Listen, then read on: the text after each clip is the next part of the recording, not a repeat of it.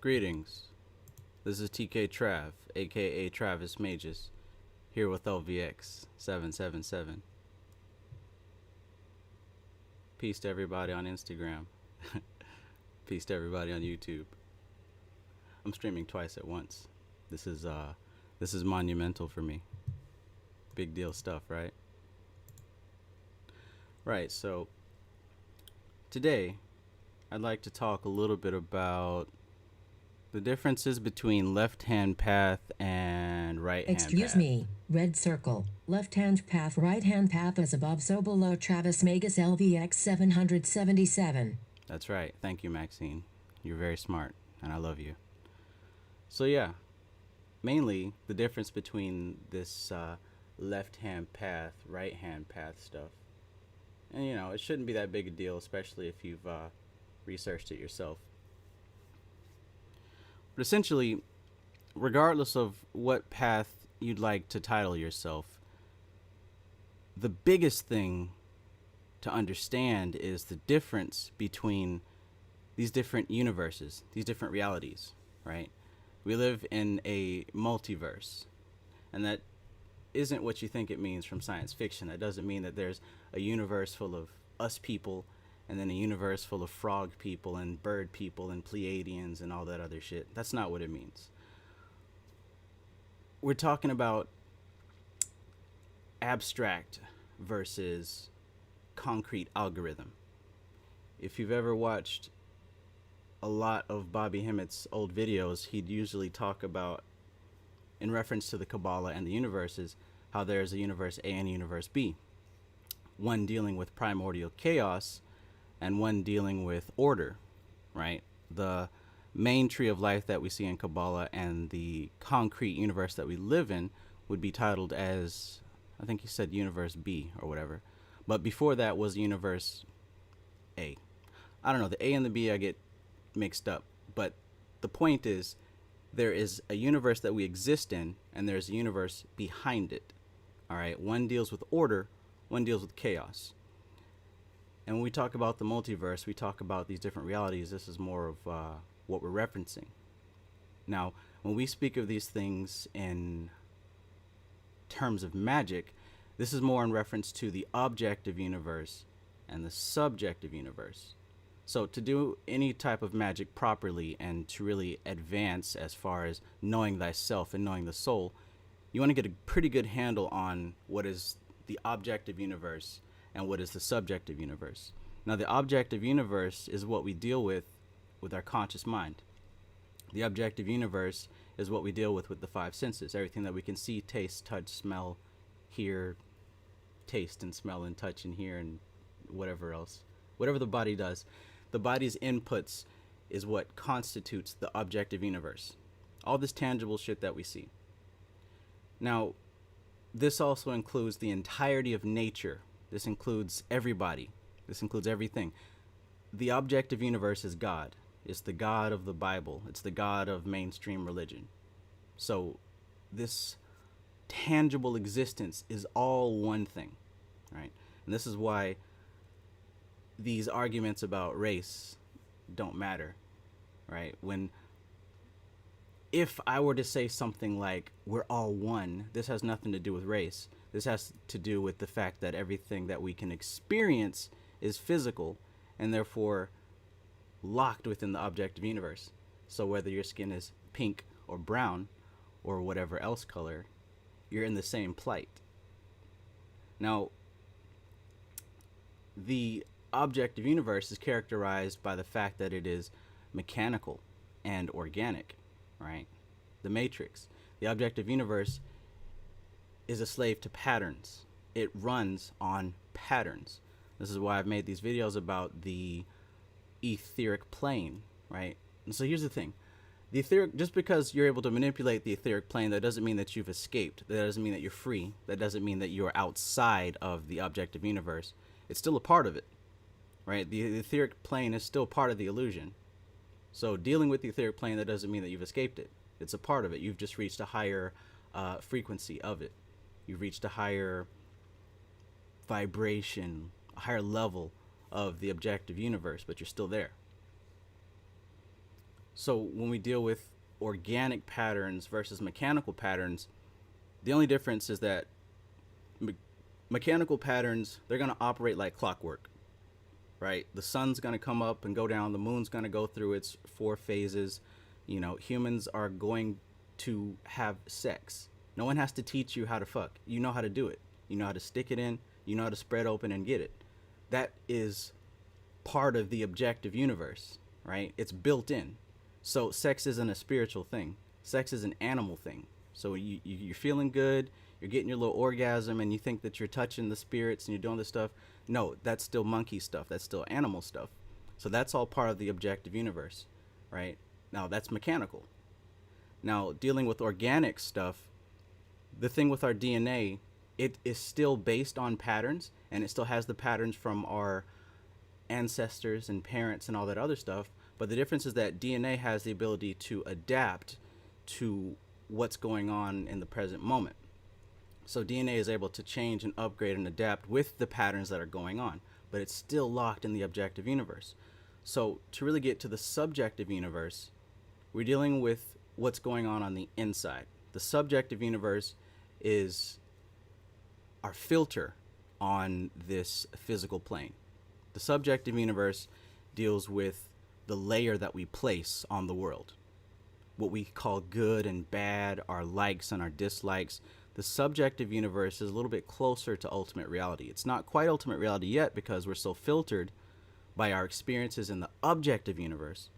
But the subjective reality, the main difference between it and the objective universe is that the subjective reality doesn't obey the same laws that the objective reality obeys, right? The objective reality has to obey the law of gravity. It has to obey the law of cause and effect. It has to obey these 7 Hermetic principles. The subjective reality does not. The subjective reality is the world of chaos. This is the world of darkness, right? This is where light came out of. This is where our objective reality has been birthed out of, right? So when we're dealing with this magic, what we're learning how to do is to operate within the subjective universe, right? So it's not just to make your objective reality better, right? What does Panic say? It's not to make an economic plan, right? It's not to free the slaves from the white man, right? Because that shit is a pattern, and it must be. So you can fight that good fight, but you're not going to win it because it isn't meant to be won. That's part of the objective world. Now, the subjective reality is the world that we belong to. It's where we're going to be going when we're done with this. Now, the real difference between left-hand path and right-hand path is ultimately where you aim to find yourself once your objective experience is finished. The thing about the subjective reality is that it is chaos. It is pure chaos, meaning that it doesn't have to obey any rules. That's why it's so important for you to shape your consciousness and your perspective. That's why it's so important to maintain your frame, because that is the linchpin, the crux, the central point that the subjective reality has to obey, right? It doesn't obey laws, it obeys your perspective. That's why if you carry religiosity into magic and the occult and shit like that, you're going to get the filter that you place on it. So if you deal with spirits thinking about, you know, the boogeyman's going to get me, whether you want to call it a demiurge or you want to call it, you know, YouTubers sucking my energy and now I feel drained because I watched a video, whatever y'all are calling it this week, whatever filters you bring to it is what's going to be there. Let me change this chat on the YouTube channel. But yeah, so that's the thing. The subjective universe is so powerful that it can be extremely precise or it can be extremely wild, right? That's why you can have people who are masterful creators, or you can have people who make absolutely no sense and they're batshit crazy, right? Because they're dealing in the subjective universe, but they don't have a structure for it. The subjective universe, universe B, or whatever we're calling it, the other world is pure chaos, pure energy, and it needs a structure in order for it to be operated within the objective universe. So that's the difference between order and chaos, the objective universe and the subjective universe. So we've got to have a distinction between these two if we're going to talk about left-hand path versus right-hand path. So really, the art of the left-hand path is creation in essence. It's creation. That's the main thing. Any creation of music, books, art, any sort of creation is dealing with left-hand path type shit. Now, why do I say that? Because the objective universe is regulated by automatic patterns. So these people that we may call automatons or NPCs or whatever, the main thing about them is that they must obey patterns. And if you start to introduce things that interrupt their pattern, they go into a little bit of a brain freeze and search for the next thing to get them back on another pattern, right? So people who belong on a right-hand path, they seek patterns to obey. That's why when you go to the church, they're always trying to get you to do specific things to fall in line with the herd. We call them the sheep, right? Sheeple. Sheep have to follow a pattern. All animals of the objective plane have to follow a pattern. When you're dealing with left-hand path type shit, you're a creator and you're creating things. And creation, true creation, is going outside of the order of these patterns. So introducing art is introducing chaos, and you're doing something new. And this stimulates the individual within people. That's why people love great artists, because it inspires the individual within us. To do this continually is to establish and strengthen yourself as someone who's working with the left-hand path. The right-hand path seeks harmony with these patterns.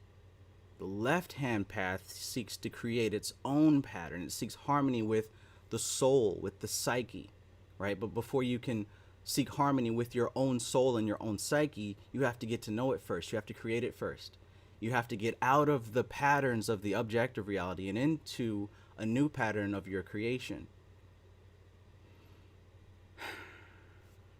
Right-hand path seeks harmony with nature and order. Left-hand path seeks harmony with individuality.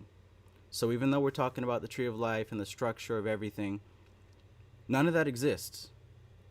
But we use it to put order on this raw, undifferentiated energy. Now, the higher up you go, you're urged, I'm not going to say you have to, but you're urged to make a decision whether you want to go on this left-hand path or this right-hand path. And like I said, the right-hand path is dealing more with falling in line and into harmony with structure and with the natural patterns of the universe. Left-hand path is dealing with separating from those patterns and creating your own. So it's a little bit more difficult because you have to deal with separation from the herd, separation from what you call God. You have to deal with separation from what you already know and what's established. You've got to go out into the darkness, into the chaos, and you've got to make your own way. You've got to survive, right? You've got to be that lone wolf.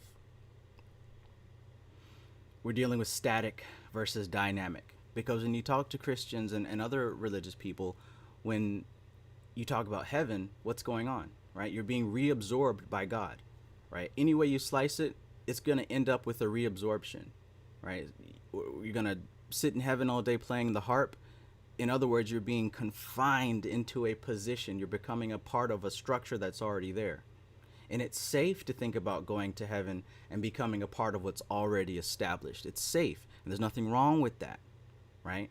Now, hopefully with more knowledge and more awareness of self, you can hope to attain a higher position than playing the harp in heaven for eternity.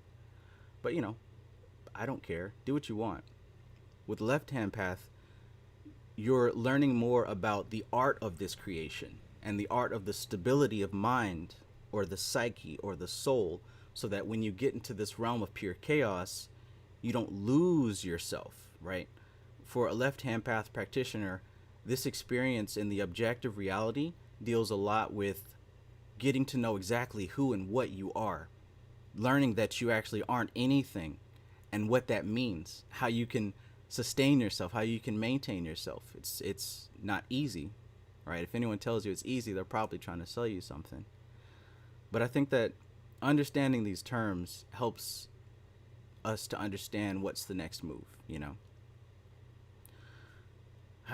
So ultimately, right-hand path versus left-hand path deals with either harmonizing with the structure that is already there or harmonizing with the structure of your own creation, right? Dealing with white magic versus black magic, we got white magic, which is essentially aligning self with the patterns of reality, aligning self with structure that's already there.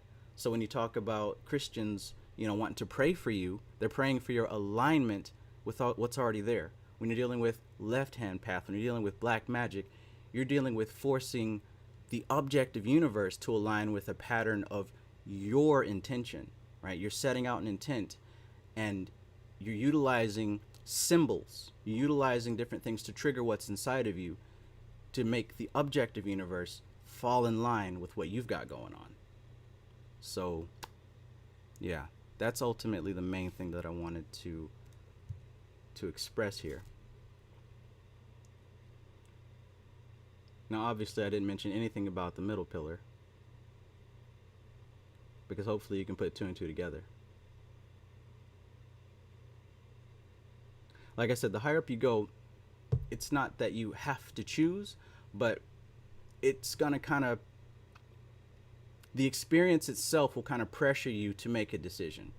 Now, I guess because I have been so blessed to be incarnated as a Gemini, we're very good at riding the line. But most people will do best if they make a decision. So yeah, what I would highly suggest you do is do a little bit of research on the objective universe versus the subjective universe. I think that clarification of these terms and these phrases will help you put into context exactly what you're doing and why. Because regardless if you consider yourself right-hand path or left-hand path, I wouldn't suggest just following somebody's opinions and words of a thing, because you're dealing with someone's personal subjective universe, which means that their experiences are defining what they're telling you. You don't have their experiences, so naturally you're not going to fully understand what they're saying. You might even disagree with it.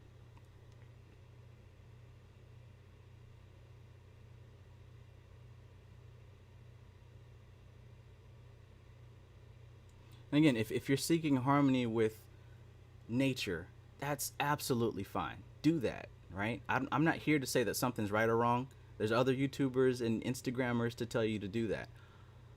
My objective here is simply to clarify some of these phrases.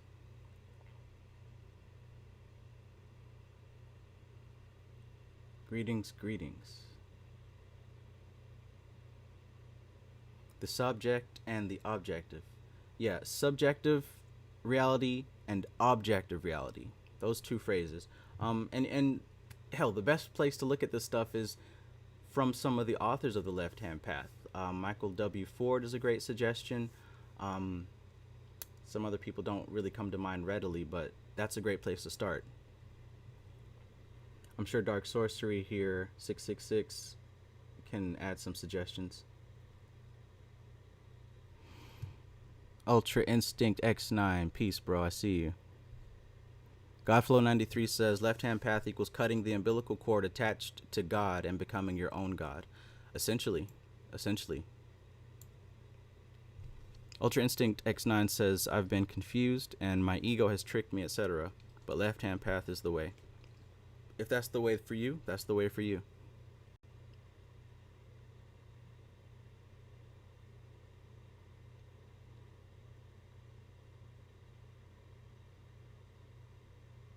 TBK1 says, so chaos is all around us. People who change the world with their inventions use their chaos to create. Absolutely.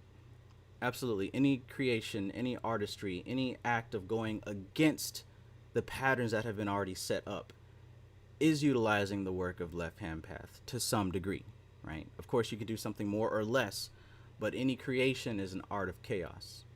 Intentional creation that is different from these structured patterns that are already in place. For example, you can look at the social organization of animals, right? Monkeys and wolf packs, and the way birds fly in formation. All these structures have always been that way since forever, right? That's not art. That's nature, right? Sex is nature. That's not art. Us carving statues and writing books and things like that, that isn't normal. That isn't natural. That is an expression of the subjective universe, which is chaos. So things of that nature come from this realm of chaos. And what do? They create chaos. They change minds. They change other people's subjective universes. Me making these videos with this content is altering your subjective universe. And when you talk about it to someone who doesn't know anything about it, you alter their subjective universe. That's chaos spreading. Now, the thing is, some of us have a very expansive subjective universe, sometimes even to the point where it shadows what's actually going on in our objective universe. And these people are often called crazy. These people are often put away into homes or facilities because they lack somewhat the ability to manage their objective universe. And again, the objective universe is everything dealing with the five senses, everything you can taste, touch, smell, the entire matrix. That's the objective universe. That's what we all know, but that's not all that exists. There also exists the subjective universe, which doesn't rely on the laws of nature, doesn't rely on gravity, doesn't depend on cause and effect.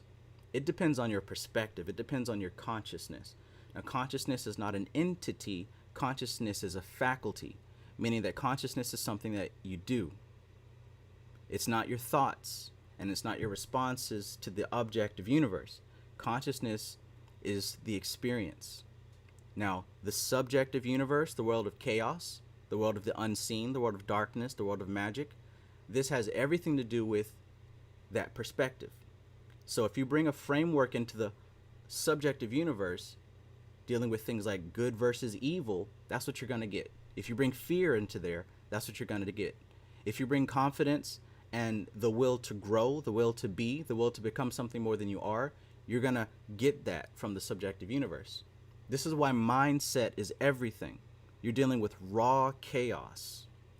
And it's extremely powerful. This is why it shouldn't be something that's dabbled with or played around with someone who has no experience or doesn't care to learn or sharpen their experience. Because you can easily take this chaos and apply it in ways that you aren't prepared for. What's good, Jay Ski?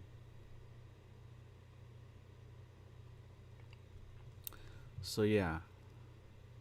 Leonard Peel says, Islam, I self-lord and master. Absolutely. Cash 33. Yeah, I'll get to it. It was fun for a little bit, but I don't want to hurt the guy's feelings. Living in the Zone says, I use left-hand path to destroy self-destructive patterns I've created in my mind that no longer serve me and transmute it as power. And that's a perfect example of using your awareness and your perspective to transfer that raw energy into something useful for you. And that's what we should be doing, right? Regardless of what path you find yourself on, I highly suggest experimenting, right? You can definitely get in alignment with a lot of these patterns. This is why we do chakra meditations, right? What are we doing? We're aligning our energy centers with something that already exists, with a pattern that already exists, and that's fine.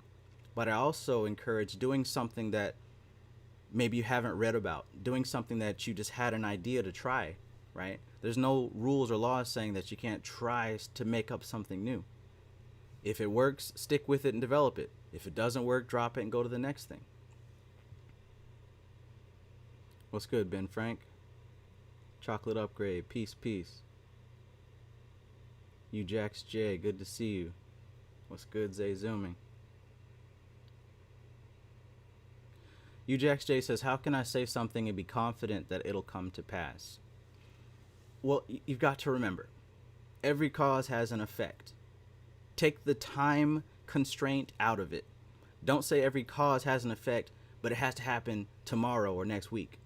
Because if you stick with that time constraint shit, you're gonna hurt your feelings, right?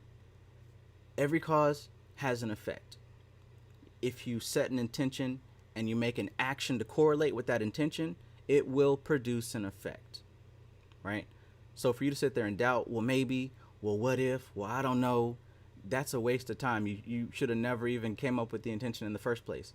Do it and then move accordingly, right? You set your intention, you speak it, and you act on it, and you don't worry about what's going on in the objective universe. You just trust and know that you're about to transfer that subjective universe into this objective universe. What you said, what you have intentioned is going to come to pass. Just trust and believe it. Not depending on how long it takes. Trust and believe it because you did it. You feel me?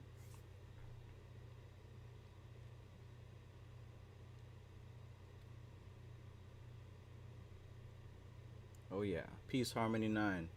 Peace, word of mouth. Goddess Live Plants. Good to see you.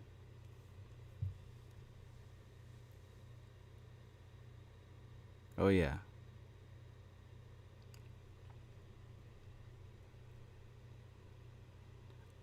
At TBK1 says, does action have to be something physical or major? Absolutely not. It has to be a move made on your intention. So that can be, you know, say you got a sigil and you're working with a spirit or whatever and you finish the move. That could be something like burning it, flushing it down the toilet. That could be you pouring some water on the concrete saying ashe. That could be you taking some food off your plate and setting it outside for the spirits. It can be anything that's an actual move made based on the intention.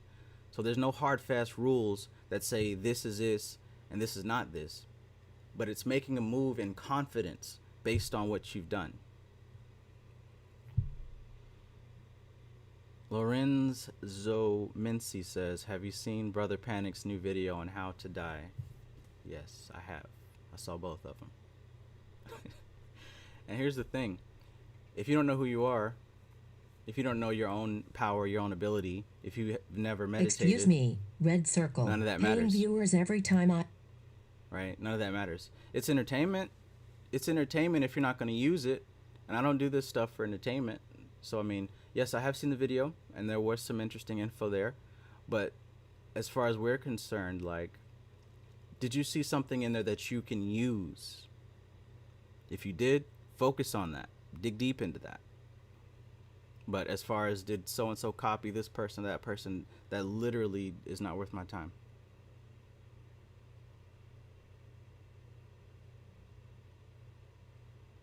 Ben Frank says, do me and my wife of 15 years need to split if we can get a business started? We believe in your teachings. Can you shed some light? Why would you have to split? I don't see any reason why you'd have to split. Unless you want to split. What's good, Isaac? Yes, yes, y'all. And it don't stop. So yeah, if you guys want to ask any questions or suggest anything, I'll be happy to answer that or talk about that. Or otherwise, I'm going to go to sleep. Because I've been reading like all night. All night long, all night.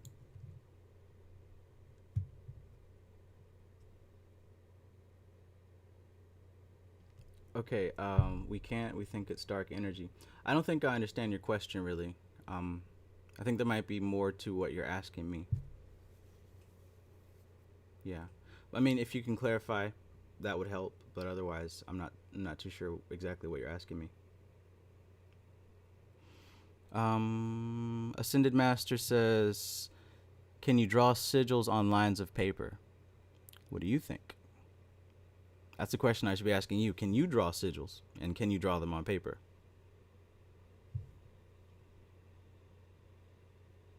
UJXJ says, do you imagine with your eyes open too? Absolutely. That's another level of Dharana. That's another level of what Franz Barton was teaching in Initiation into Hermetics. So maybe for some people it's helpful to start with your eyes closed and to see it within your subjective universe. But there will come a certain level where your practice will be enhanced if you're able to visualize with your eyes open. Now, if you're not able to do that right now, that doesn't mean that you are any less powerful or your manifestations aren't going to happen. But once you do reach the ability to do that, you'll notice things start to blend and things may start happening faster for you. Atik BK1 says, how do you make major changes within your own life? like a complete overhaul and change of beliefs that have been holding you back? You know, that's a very big question, but I'll try to answer it in this live. So it starts with identifying what your problem is, right? It takes a brutal honesty. You got to sit down and say, all right, where am I fucking up? Why do I think it is a fuck up? Right? What's wrong? You got to sit down and catalog these things. You've got to start to dig into the why. Why am I behaving this way? Why am I reacting? Get rid of anything that you may be placing on somebody else. They did this to me. Well, if my mama didn't do that, well, if they didn't give me that opportunity, but they took it, get rid of all that shit. Bring everything home to you, what you can do and where you're failing, because that's bringing the power back to yourself. Bringing the power to yourself involves taking responsibility for your victories and your shortcomings, right? If something ain't right, figure out what your place in it is and how you can make it better. Also, let go of those things that you are using to remind yourself of how much of a terrible person you are, right?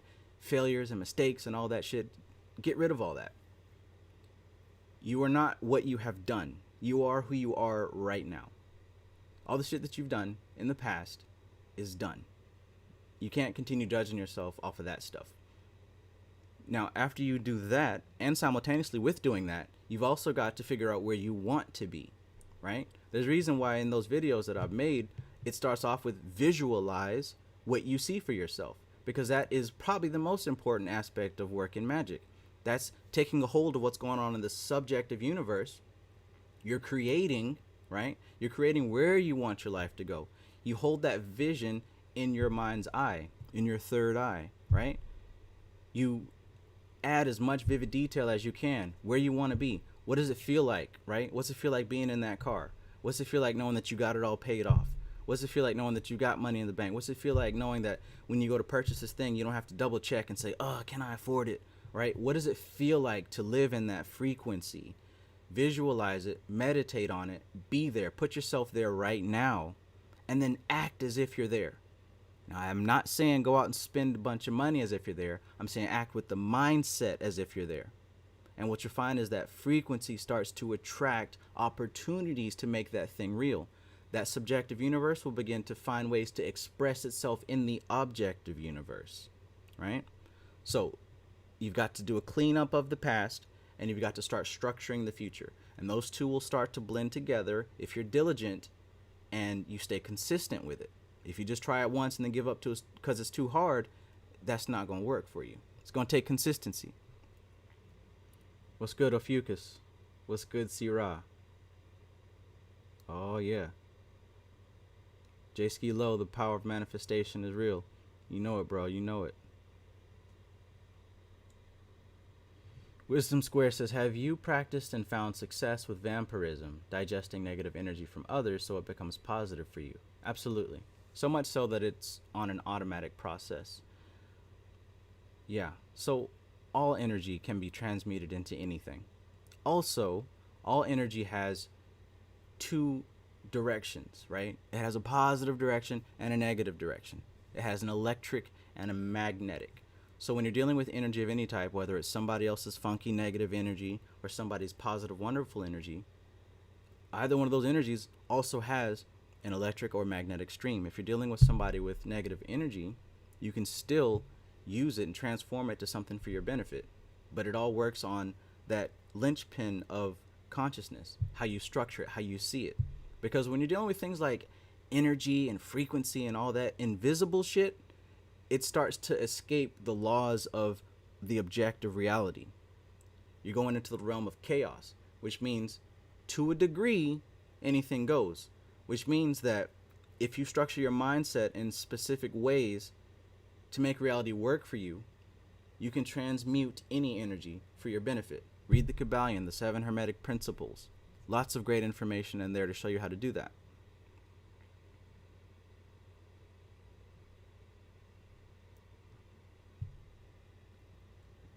Good. Let's see, and make sure I didn't miss anything.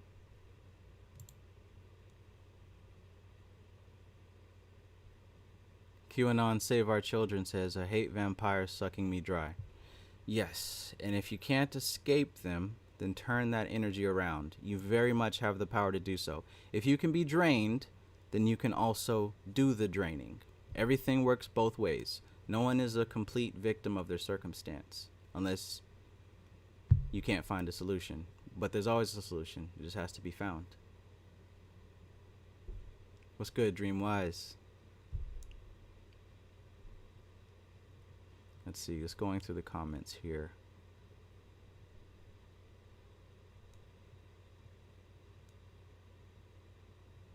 Ascended Master of All says Trump or Biden. Why would you ask me that?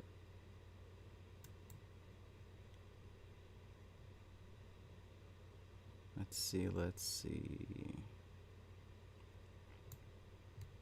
Ascended Master of All says, I mean, do sigils work on lined paper, not printer paper?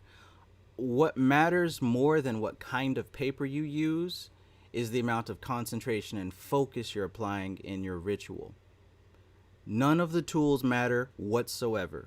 You could use a turd, right? You could use a chocolate bar. It doesn't matter. What matters is the level of focus and concentration that you're employing in this ritual, the amount of belief that you're putting into it. That's the type of things you should be worrying about. Not, does this crystal work? Not, should I be using college ruled paper or wide ruled paper or a magic marker or a paintbrush? That's the stuff that throws you off. That's the stuff of the objective universe. The objective universe is not magical. It's natural. It is organic. It is mechanical. It works in predictable ways, right? If you take your lighter and put your hand on top of it, it's going to burn, right? You can expect that shit to happen because that's how the objective universe works. When you're dealing with the subjective universe, that's where you get creative, right? It doesn't matter if you use lined paper, red ink or pink ink or black or blue or purple ink. What matters is what you're putting on it, what you're accessing with it, your consciousness, your perspective and application to it. So please, don't worry about the tools. The tools aren't magical. None of the tools are magical. Let's see what else we got.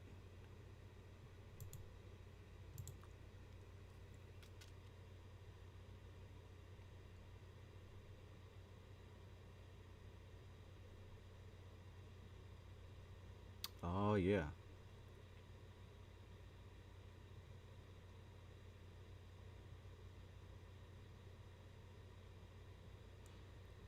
Too Tall Flame says, can fasting strengthen your magic? Absolutely. Absolutely. Because what's actually happening is you're teaching your consciousness to not be so dependent on the physical body. In turn, what that's teaching yourself is not to be dependent on the five senses. In turn, what that's teaching you to do is not be dependent on the objective reality. Because like I just said to homie over here on YouTube, the magic is dealing with the subjective reality, not the objective reality. So in fasting, you're learning that, hey, I can survive without those things that I thought that I needed so much, right? And we know that fasting is not just from food. It's also from things like Netflix and social media and sex and a million other things that we are stuck in as far as these patterns, right? Essentially, what is fasting but breaking these patterns?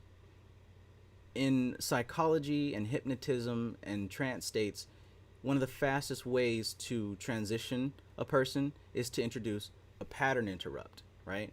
And a pattern interrupt breaks that pattern for a moment, and it's in that split moment that you're able to introduce a new pattern. So when you're fasting, after about that third day, you're teaching your body a new pattern. So absolutely it can strengthen your magic. Please do it frequently. And switch it up. Don't just fast from meat. Fast from all kinds of stuff. Sun gazing is a great thing to do. Sun gazing is powerful.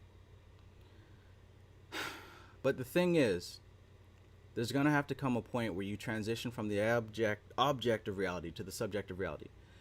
What you're learning from sun gazing is that when you gaze into that sun and you're drawing that energy in, you're visualizing the energy streaming into you, you're visualizing it charging your solar plexus, right? That inner sun.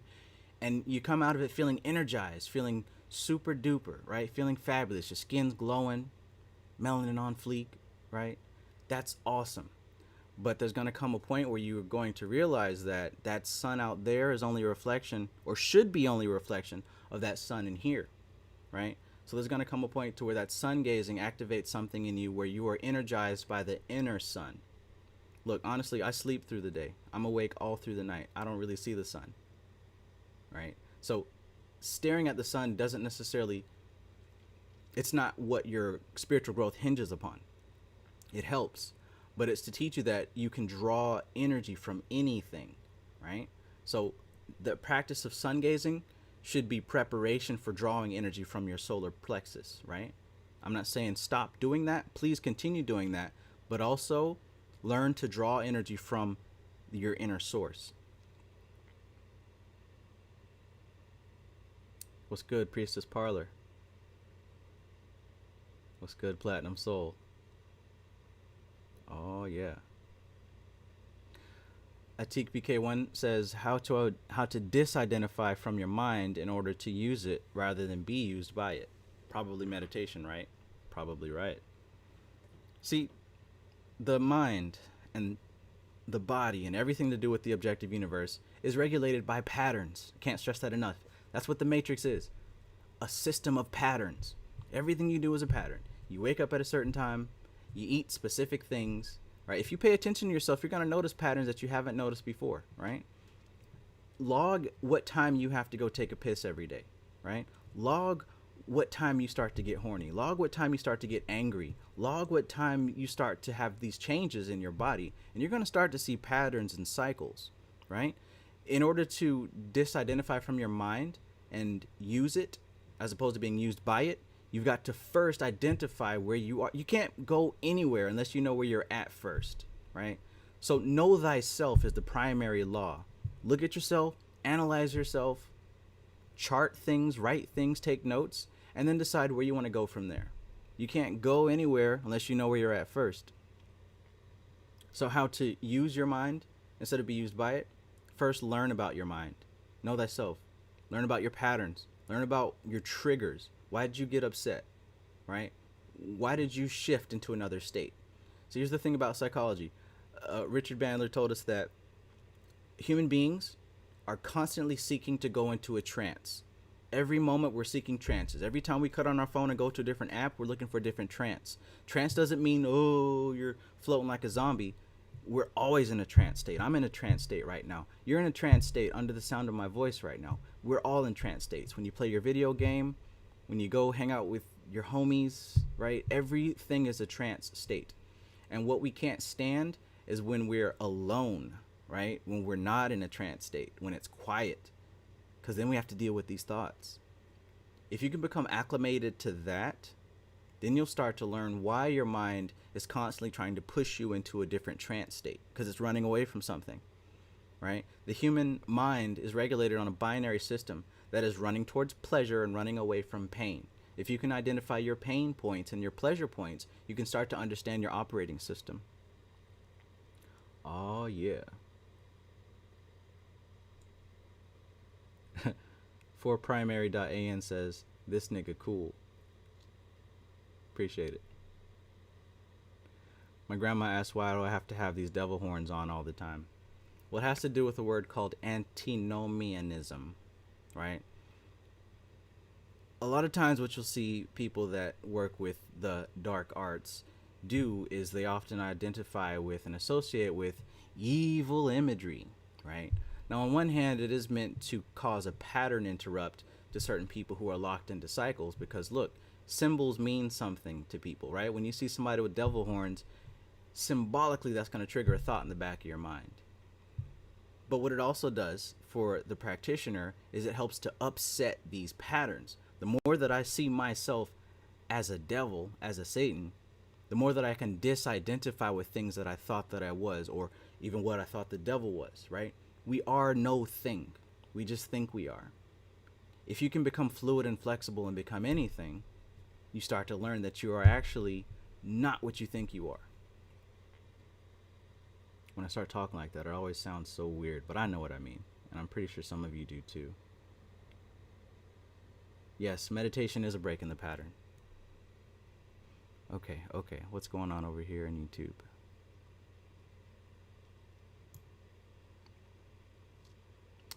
Jaegerhead says, would you get a tattoo of a sigil that you created? Absolutely not, because I don't really do tattoos. That's just not me. I like skin the way it is. Delicious.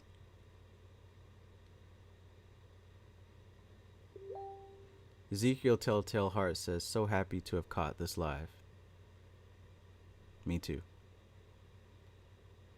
Useless Familiar says, can I ask something, please? I recently learned the lesser banishing ritual of the pentagram. Can I replace some of the angels' names with servitors or birth angels? Absolutely. Do what thou wilt. You can do whatever you want. I would suggest that you do not do that, though. First, before you change the names and the words in that ritual, I want you to understand why they're there in the first place, right? If you don't even understand why they're there in the first place, why would you change them? You assume that you know why those angel names are there. But I would suggest doing some real research on the entire ritual and why it's structured that way. Then when you have a good understanding of why it's structured that way, see if you still want to change it.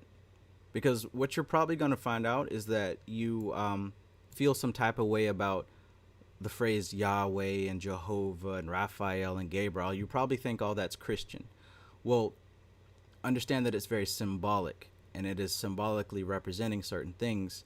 Also, the lesser banishing ritual of the pentagram is a pattern, and a pattern is set in place to do a specific thing that it's been doing for a very long time. So if you're going to change it, it's best to understand why it's there in the first place, so that when you change it, your changes make sense. And it's not just, oh, well, I want to paint it pink because I like pink. You feel me?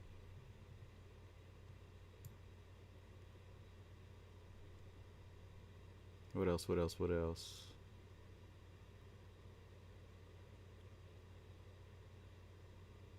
Silent Observer says, I want to write my book and be a professional writer for years, but I have not written.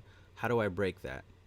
I would highly suggest researching how you break that, right? There's a lot of books that talk about how to get started on your book. I've actually purchased a few. There's quite a few on Kindle for like $2. You know what I'm saying? Take small efforts, right? Take your big goal and break it into pieces, right? Break your goal into pieces and achieve that next goal. Then achieve that next goal. Then achieve that next goal. What I find often is that when people fail and give up in Magick, it's because they set their goal too large and they don't have any experience. So they don't get their goal and they give up and say it's all false. I would probably do the same thing, but I didn't, because I set small goals that I achieved. Little piece by little piece by little piece. You know what? I'm going to do some magic, and this dude is going to buy me lunch today. Wow, I got Subway for free. Let me try it again.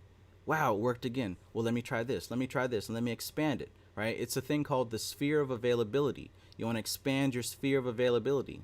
If your goal is to get $1 million, first expand to $10. Then flip that 10 to make 20. Then flip that 20 to make 40. Then try a few other things and flip that into 100. Then try some more to flip that into 500. You feel me? You expand like that. It just makes sense. Where we at?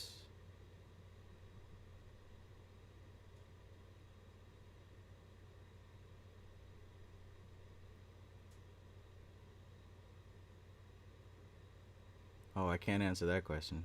Oh no, that was a secret. Nabi Nada 13 says, some people like to see the manifestation to believe it. If you don't believe in magic, you'll never see it. Yeah, again, there we have to do with that consciousness, that perspective. If it isn't tuned in such a way to be beneficial to you, then yeah, you're not going to get anything out of it. If you missed this chat, you can find it on YouTube. I think I'll keep it up for a little bit before taking it down. Let's see. Oh, sweet. Thank you for that donation, 777. And thank you for that donation. Let's see.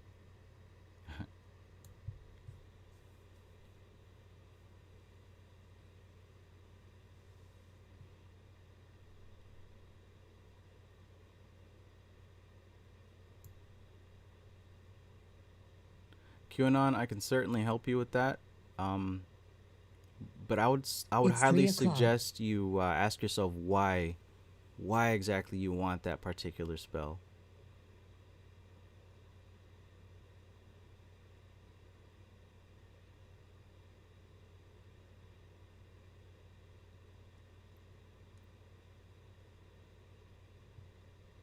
Okay.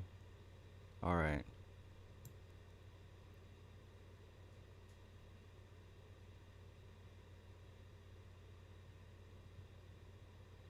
Uh-oh.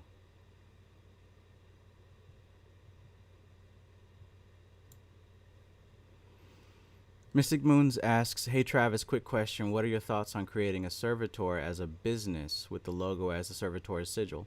Well, it seems to work pretty well for most businesses, so I would suggest that that's a pattern that works. As with all servitors, please make limitations for it as far as a time frame and boundaries, because keep in mind, if you don't set a time frame for it, it's going to continue doing what it's doing even past it achieving what you have it achieve. That's not always a good thing. YGI says, "Travis, are you Atticus from another time stream?" Yes. What's up, Tree Marie?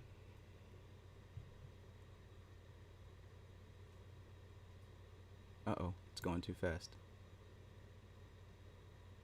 I used it, manifest something that I thought I wanted. It turned out not so great. Yeah, you got to be careful with those servitors. Okay. Let's see. If you don't know about the sphere of availability, there's a book written by Ophiel called The Art and Practice of Getting Things Through Creative Visualization. There's a reason I mention that book so much, because it works, right? And guess what? If you don't like to read, if you drive trucks for a living, if for some reason you cannot read the book, I have an audiobook on YouTube where I read it. You can check that out too. Ooh, how do I pronounce that name? Upon practicing astral projection, should I hold off on entity creation in that realm? Do what you can handle, right? See, creating servitors and astral projection go hand in hand. There's so much you can do. If you feel like you can handle it, go for it. I would suggest putting as much detail in these servitors as possible, because they work better the more that you visualize them. Because that construction process that you go through, creating every scale on that dragon, creating the smell for it, creating how tall it is, how it looks, when you get very in detail with it, the subconscious mind remembers that. Especially if you lock it into a physical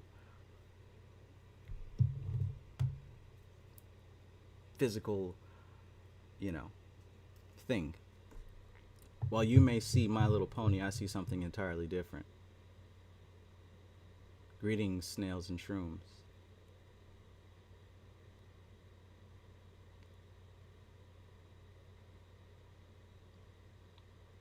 Atik BK1 says, "I don't know if it's just me, but the live video keeps pausing."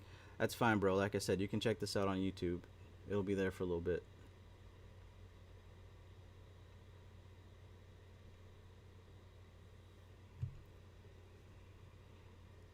Ooh, you're gonna have to type out how I pronounce your tag, because I'm gonna keep saying ooh, and I don't think that's how it's done.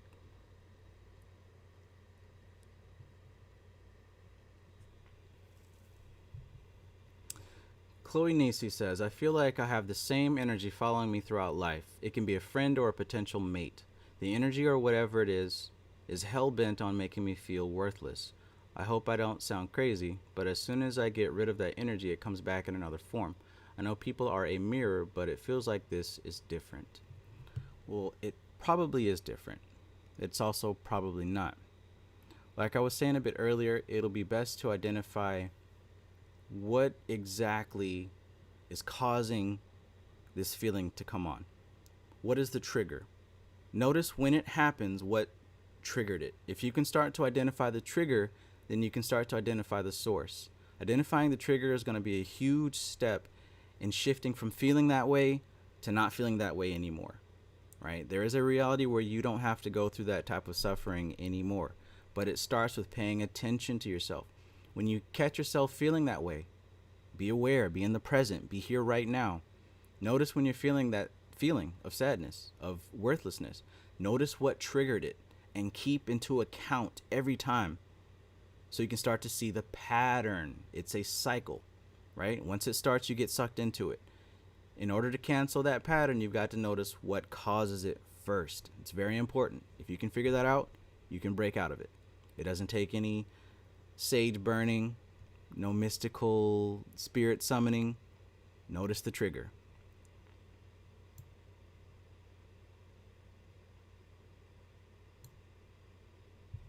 Thank you, Shauna TV. I appreciate you.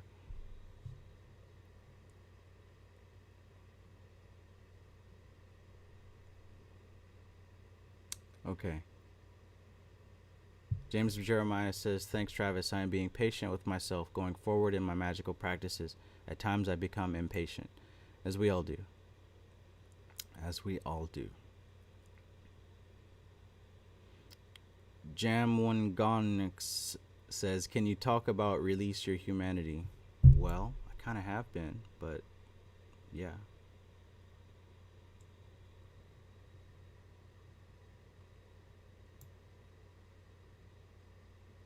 Oh, geez. Art Instagram. Great hanging out with you guys. I hope that it came through clear. I'm about to peace out. Yeah. Catch me on YouTube.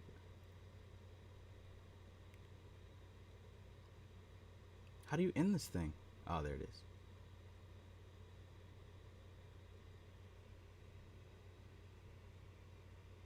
Oh, sweet. 112 viewers. Okay. All right. So, let's see. Stray Panther 79. What's good, bro? I have a question. Have you ever heard of a demon named Syntac or Syntech? Had a dream about it a few days ago. Nothing comes to mind for that name. Did you catch any correspondences as far as any colors, or did you catch any other symbology? Because it could quite possibly be a member of something's legion, which means that you can start to pick certain qualities about it. Let's see. What's your KD on Fortnite? Have you passed level 100 yet? I think I'm at like level 96, 97, something like that. I'm almost at 100. I think Fortnite's figured me out. They keep making all these goth chick skins, so I keep buying them.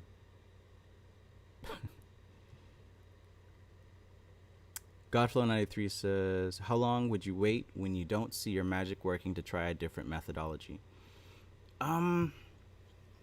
Geez Louise. I don't really work like that. You know what I'm saying? Like, if I have it in my mind to do multiple rituals for a specific thing, I'm going to just do them. Or if I have it in my mind to just do one ritual, then I'm going to just do that. I don't really base it off of what I'm seeing.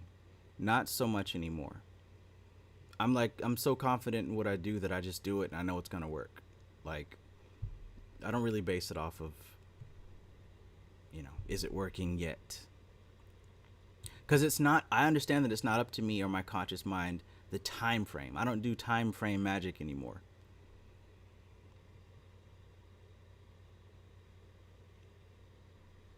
Disciples of Saturn, how does one properly create a servitor? As a beginner, I'm more into spell casting at the moment.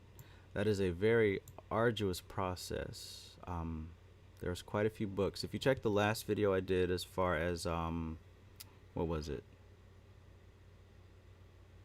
Yeah, the last video I did, episode 3, I have pictures of a few books that are really good for creating servitors. You can check those out for now.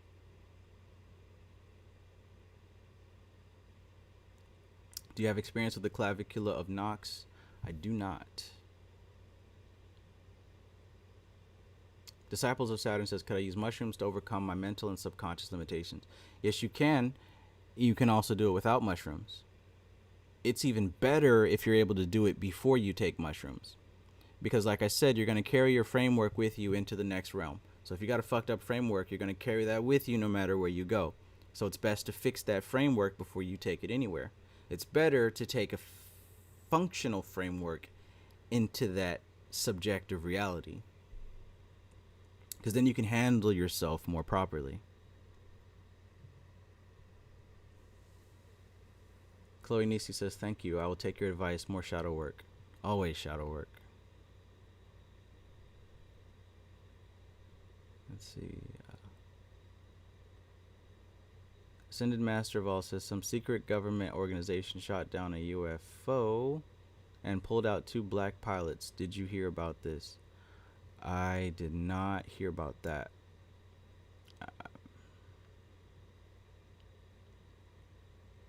I heard you could, but don't become dependent on it. Yeah. Devontae Morick, why are you ducking my consultations, bro? All right, man. I'm getting to it. Chill. I'm getting to it. I get a lot of these requests, and I don't always have the timing to do them when I want to. But I got you, man. I did not forget. Hey, I sent an email. You should come on Thursday.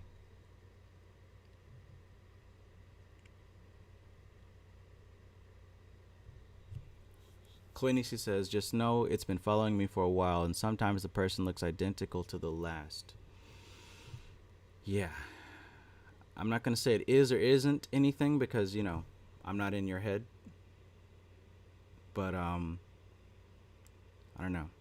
Try to make this thing manageable for you, because if you stay in the realm of it being a difficult problem, it's going to stay a difficult problem. Look for solutions, because they may come in ways that you don't expect. But it starts with analyzing the trigger. That's going to be a huge clue to what's causing this. Sunshine Chick says, as a newbie, can you point me in the right direction of books? Can I? Get this book first and foremost, if nothing else, The Kabbalion, right? Written by the 3 initiates. It's not expensive, and it's not difficult to read. The Kabbalion. Get that and learn the 7 Hermetic principles, right? And if you don't like spending money or handling tangible books, it's available as a PDF, right? That's a great one. Also, geez, I've got a lot of them on my channel. Look at the audiobooks that I have. Anything by Ophiel is excellent for newbies. Also, Liber Null and Psychonaut is really good. The Magician is excellent. Talk to me some more in the comments so I can see your level of understanding, and then maybe I can suggest if you're ready for more difficult stuff. I hate throwing books at people who aren't ready to read them. I don't want you to waste your money. But for sure, the Kabbalion. Leonard Peel says, teleportation, real magic. We have never been slaves. We told Massa what to do. Ariel Mystic says, what are your thoughts on narcissistic sociopathic attachments, or people who have to deal with narcs and sociopaths? I think that it is a wonderful learning experience, and it is a huge lesson on dealing with the control of emotions, because we got somebody who's using your emotions against you, and we got somebody who's giving their emotions, giving their energy away, because they're being emotionally manipulated as well. Both of these people don't have control of themselves. I've done videos about that as well.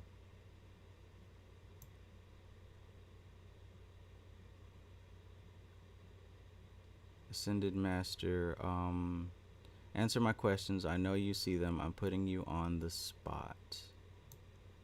All right, man, but I'm checking the paying customers first. Yeah, Isaac McCoy says, creating magical entities. That's a really good book for creating servitors. Absolutely.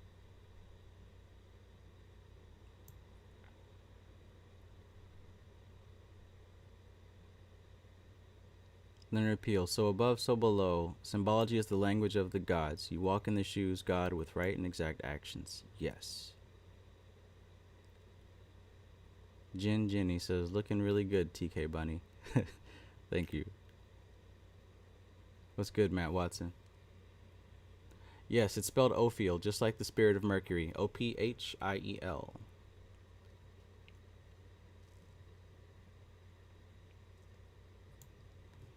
Bliss says, is shadow work only effective if I identify as my avatar? Well, for the most part, you already do. It's pretty hard to get away from it without shadow work in the first place. Otherwise, it's just disassociation and avoidance. But dealing with your shadow work really helps to give you a foundation to stand on to identify with something greater than just your avatar. We can claim it, that's one thing, but to actually be in that experience that's going to take that shadow work.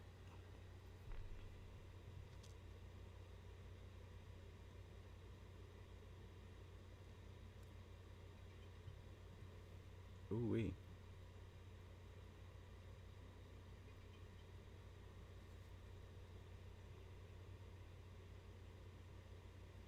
Cool. Okay, so yeah, Sunshine Chick.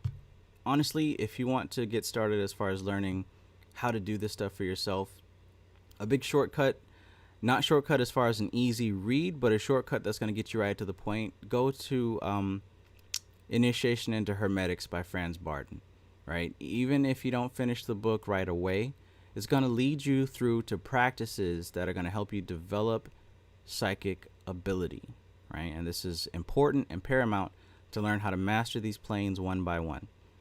A lot of people that first start hearing about this shit want to jump to level 100 instantly, but that's literally not possible. You climb up the ladder step by step, piece by piece. Working with a book like Initiation into Hermetics helps to safely guide you up that plateau of learning how to use your senses beyond the five senses. Use the senses in the subjective reality. Initiation to Hermetics, you're hard pressed to find one better than that. There are others that are very similar to it, but Initiation into Hermetics is the one that I will suggest because it's very well balanced. There are others that are not so balanced. There are others who don't really care about your current level.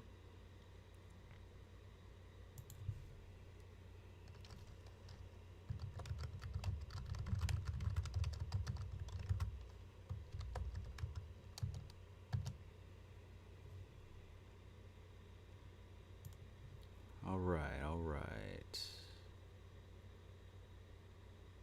So wrapping it up here.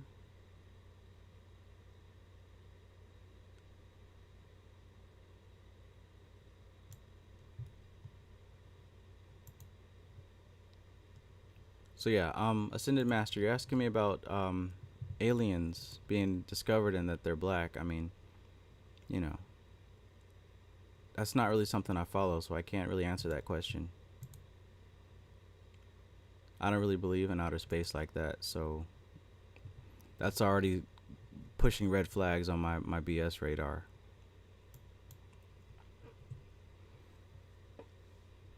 The physical plane is very limited.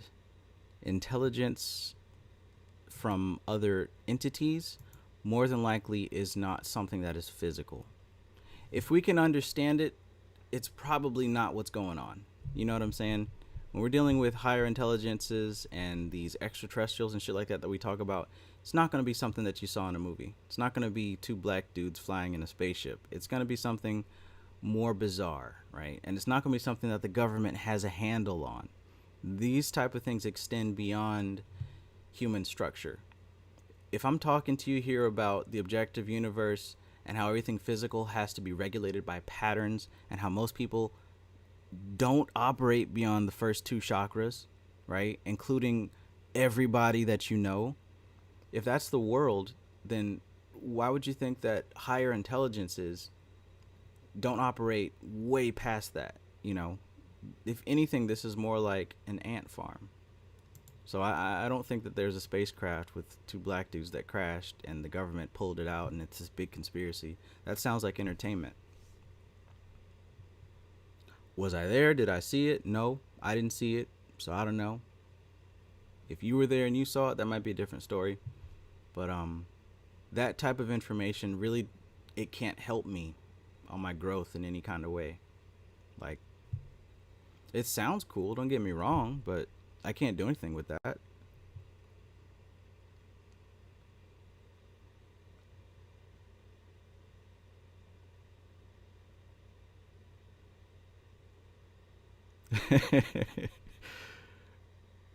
Disciples of Saturn says, my archetype is that of a sage. Does your zodiac birth sign, though we are all the signs of the zodiac, have an effect on our spirituality or path? Absolutely. Because you incarnate into this physical body as you are for a reason. All right. Nothing in the physical plane is the beginning of the story. The physical plane, the material world, the objective universe, is an echo of an afterthought, of a dingleberry of existence. This is not the place where shit goes down. This is the after effect of everything that has already happened. Meaning that anything that manifests in the physical plane is an after effect of what has happened in the etheric plane, which is an after effect of what has happened in the astral planes, which is an after effect of what has happened in the mental planes, which is an after effect of what has happened in the spiritual planes. So nothing starts here. If I was born into this realm as a Gemini, that is an echo of something that's happening on higher planes. So my duty now is to learn why I've incarnated as I am and what I'm doing currently, because that's going to point to what my original signal is, what my original beacon is, right? So nothing down here is really that important. It's all been done. There's nothing new under the sun, right? Literally, just like the Bible says, there's nothing new under the sun. There's nothing new under Tifereth. Everything after Tifereth has already been concreted.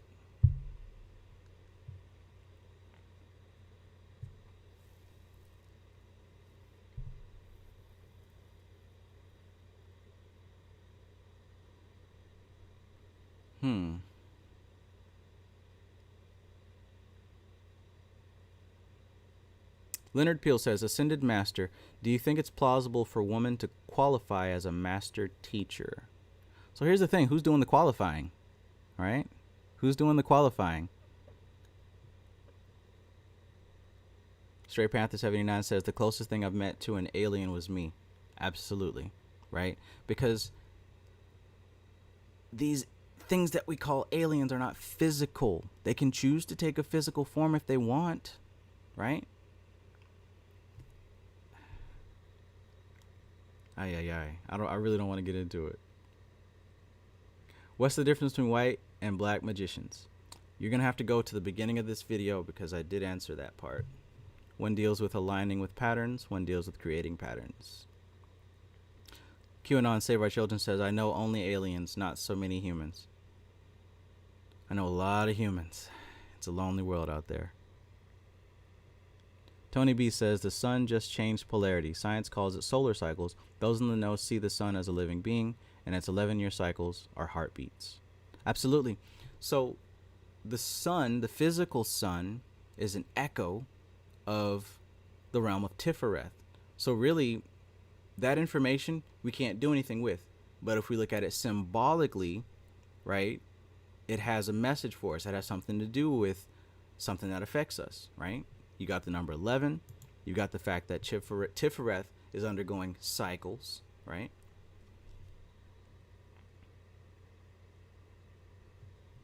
Cam says, what would you say the point is to be here? Is there a point? Who said that there had to be a point? For some people, the point is just to reflect and echo the pattern. To come down here to make babies and die.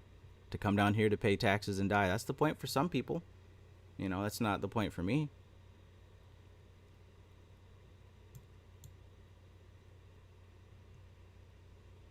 Yeah, so that's part of the work, you know, figuring that out for yourself. Your point is not the same as mine.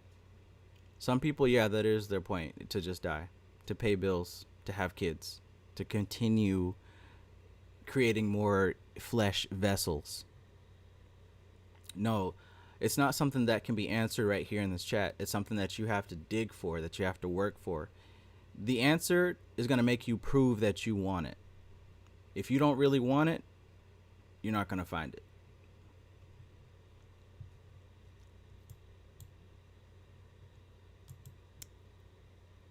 Wow. That's a lot of people.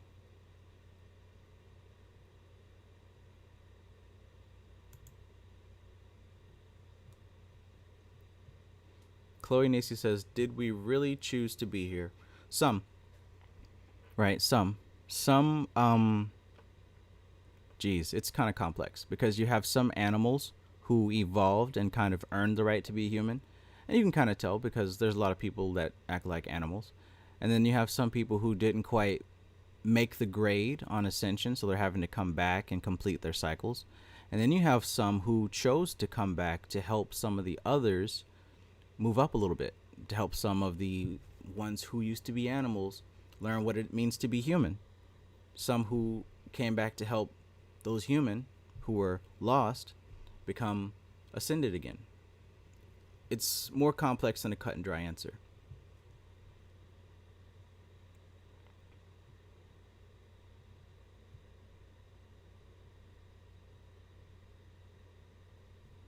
Wisdom Square. Hi, you got the same picture from both platforms. I know it's you. Since I'm also a Gemini, I'm curious to know if you've discovered any strengths or weaknesses unique to this astrological sign aside from what's typically written about us. If you compare a lot of what's typically written, you can kind of read in between the lines. We very much are like mirrors, right? The symbol of that little two thing is like a doorway or a mirror. We are able to reflect very well polar opposites.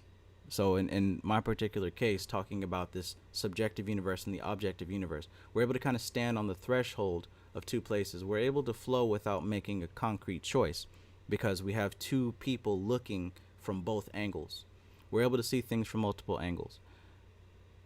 With practice, you're able to see through another person's perspective, which is what makes Gemini great communicators, because we can literally get into the heads of the people that we talk to and see what they understand, which means that we can communicate with them in their language, which also means that we're excellent translators.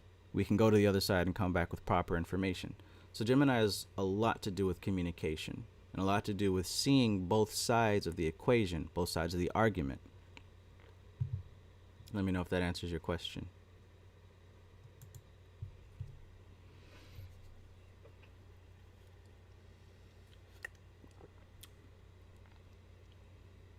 I like being on live. It's kind of fun. Unless you guys feel like I'm not really talking about anything, because, you know, maybe I just feel like I'm talking about something. Oh, goodness.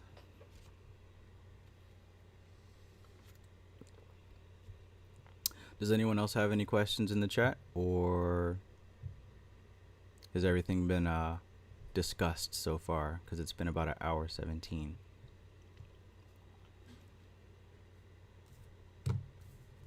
Left hand path, right hand path. Patterns, patterns, patterns.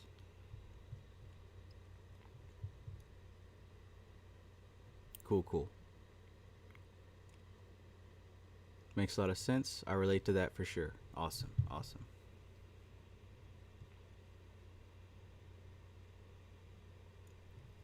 Bastet's Bliss says, my Venus is in Taurus, 29 degrees, 57 minutes. What does this degree mean? So yeah, there's a book that will tell you exactly what that means. I just cannot think of the title right now. There's a book that goes into each one of those degrees. I just can't remember what the fuck it's called. I think I have it saved. Let me see if I have it saved. If I do, I'll tell you. If not, then I'll just have to leave you hanging, which I don't enjoy doing, but I'm also not against doing. But I will give it a good check. I almost bought it, but I'm not like that deep in astrology like that. But hold on, I'm just checking right here on my phone. I'm pretty sure I have it saved. So here's hoping. Mysticism of Sound and Music, Argumentation, Dark Side of the Zodiac, Gnosis, Telling Ain't Training, Story Design, Persuasion Skills, Hook Point, Hypnotherapeutic Techniques, Simplified Seduction, Magical Identity. Geez, did I save it? I hope I did. How to Brainwash the Masses, Complete Book of Astrology, Spirituality into NLP, Rosicrucian Trilogy. Damn, I didn't save it. If you can look up what the name is of those degrees, there's a name for it. But there's a book by the same name, and it's like the only book of its kind written about those degrees. If you can find that, it's kind of old. I cannot remember what it's called. Damn it, now you've got me on a goose chase. Isaac McCoy says, this information is really priceless. Thank you for seeing the value.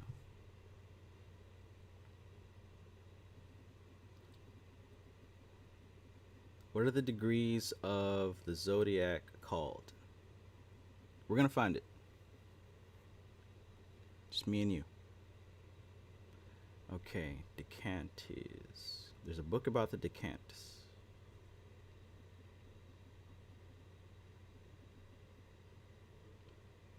I might buy it now.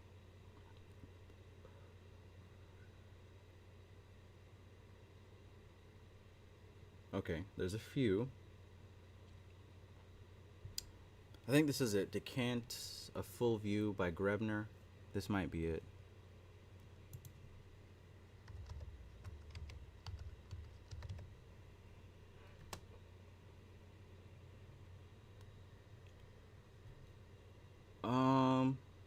No, that's not it, but that's close. If I can see the title, I'll remember it. But I know it's called Decant. Something about Decant. I know I'm pronouncing it wrong, but, you know, who cares? The Book of Angelic Decans, 36 Faces, The History of Astrology and Magic, the Decans, Decans.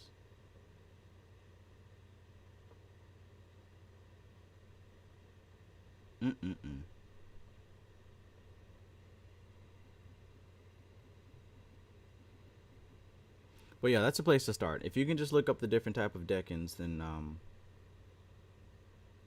you can start to figure it out. Oh my gosh, I can't find it. I mean, I don't know. If you can add me on Instagram, when I find it, I can give it to you. But I can't spend the rest of this live looking for that book. Yeah, add me on Instagram, and if I find it, then I will message you. That's one of the Gemini weaknesses, to throw some knowledge at us that's an open loop, and we have to solve it.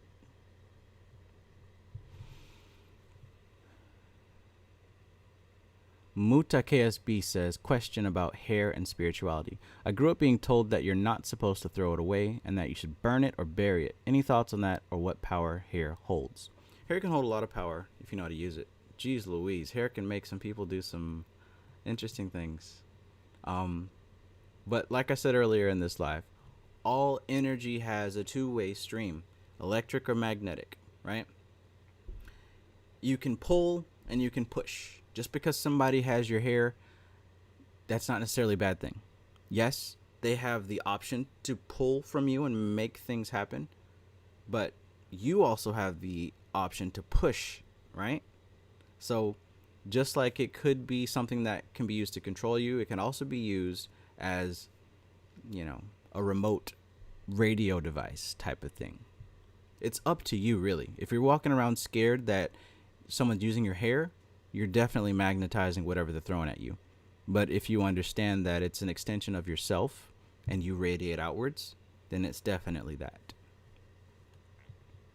Keep in mind what the difference is, though. It's you.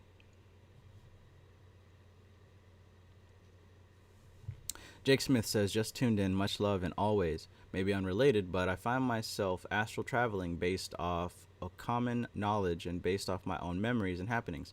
Could you add anything to breaking it? I'm not sure I understand. Are you saying that you astral travel without studying and you want to break it?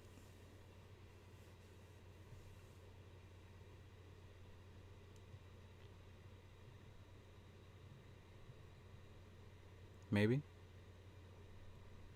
Cecil Wooden says, just tapping in. Peace to the soul family. Peace, peace.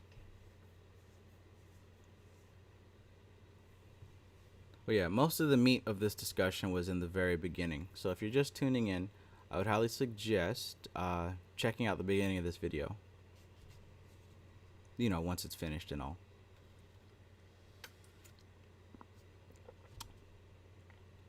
Breaking that habit. Okay.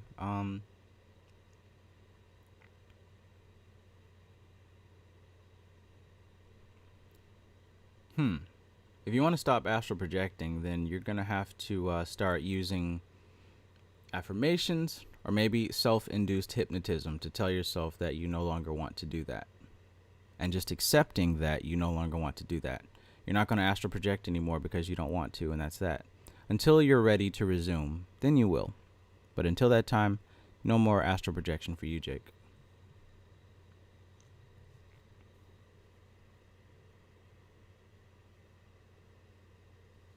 Queen Tati says, hey Travis, this live is very informational. I have been needing to get back into the left path again. Yes, if that's the path that you see fit, go forward.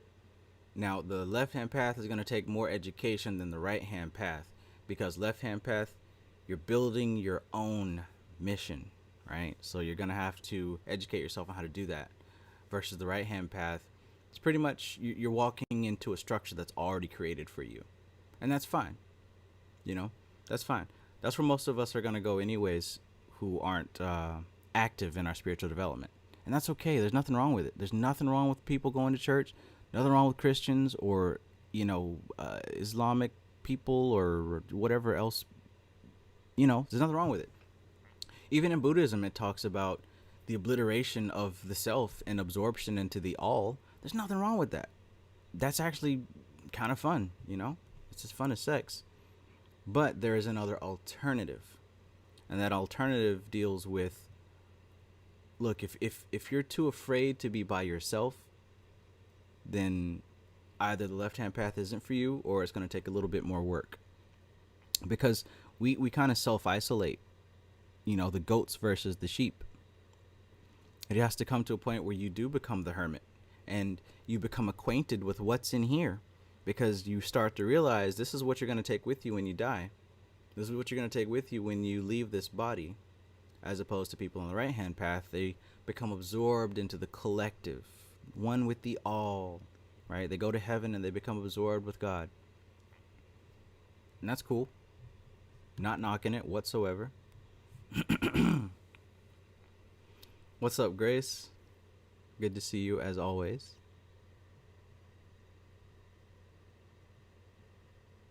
Yes. Watch from the beginning. I think I pretty much get to the meat of everything within the first 30 minutes or so. Sex is a fun word.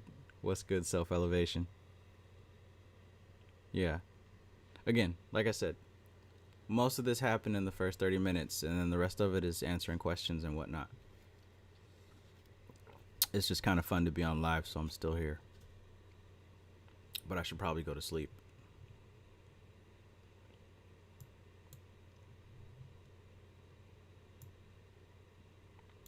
But yeah, again, before anyone accuses me of praising the great and mighty etheric plane, the etheric plane is still part of the illusion. It is still part of the matrix. It's just a higher degree of it, a higher dimension of it. The realm of patterns is the realm of order.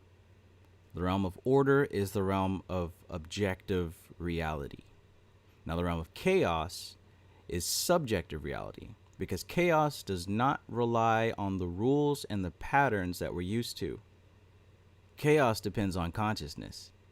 Chaos depends on how you see it, because it isn't anything. It's nothing. It isn't anything until you structure it and make it something, right? You have to bring order into chaos. Now, when it comes to the order, we bring chaos into order. That's what we do as artists. We create things. We go outside of the normal patterns, right? The normal pattern is you wake up, you eat breakfast, you get your coffee, you go to work, go to lunch break, go back to work, go home, deal with your mate and the kids, go to sleep, and repeat the process, right? That's subjective reality. Now, when you start getting these ideas to do something different, suddenly you're a painter and you're painting stuff, or you're making music, or you're building, or you're doing something creative, that's you bringing chaos into this order. And you'll start to notice that by breaking your pattern, by interrupting your pattern and introducing chaos, you start to change your reality. Now, likewise, on the flip side, when you're entering into this realm of chaos, it is pure chaos, and your conscious mind does not know how to handle that. So you have to use structure and order to put things together. This is why we're dealing with things like the Kabbalah, the Tree of Life. The Tree of Life doesn't exist. None of this exists. But we use it as a structural framework, right? When you're in the void of chaos, it's directionless. You don't know where you're going. You don't know up from down. You can't separate you from it. But we use things like symbolic frameworks, like the tree of life to say, okay, this is up, this is down, this is left, and this is right. I can navigate, I can do this. And what's beyond this? Oh, the Ein Sof, the Ein Sofar. That's the uncharted territory, right? We use order to navigate chaos, and we use chaos to navigate order, right? We got to put these terms into perspective so that we can know what we're doing here. A yes, yes, y'all, and you don't stop. A to the beat, y'all, and you don't stop.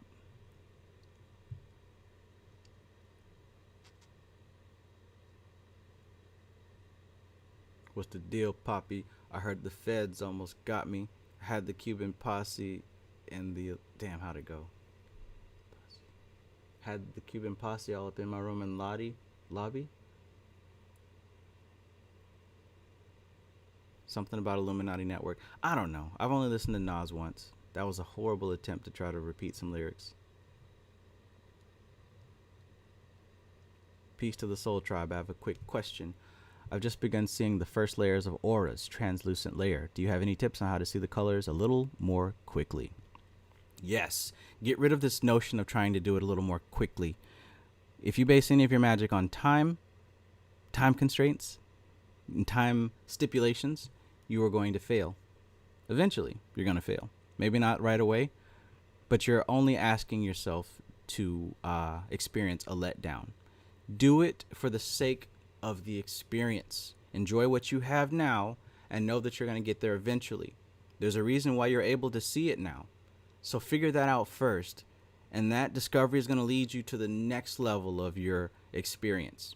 But trying to figure it out quickly, trying to get there tomorrow, this microwave generation that y'all young folks have, that's going to stifle your development, because you're going to start to get exhausted and anxious and upset when you're not able to do it within your time frame. So get rid of this notion of how do I do it quickly? Just do it. Right? If you're not able to just do it for the sake of doing it, you weren't meant to do it in the first place. But since you are able to see it somewhat now, explore why. Right? Dig into it, learn, and enjoy what you got. What's the rush?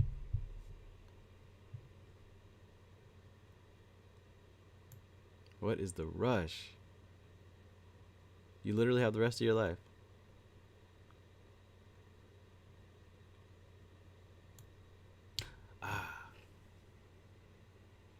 I had the Cuban posse all up in my room and lobby, negotiating like Illuminati Network. That's all I remember. Matthew Burkhart says, do you think that Trump's 2016 presidential victory was the result of magical workings?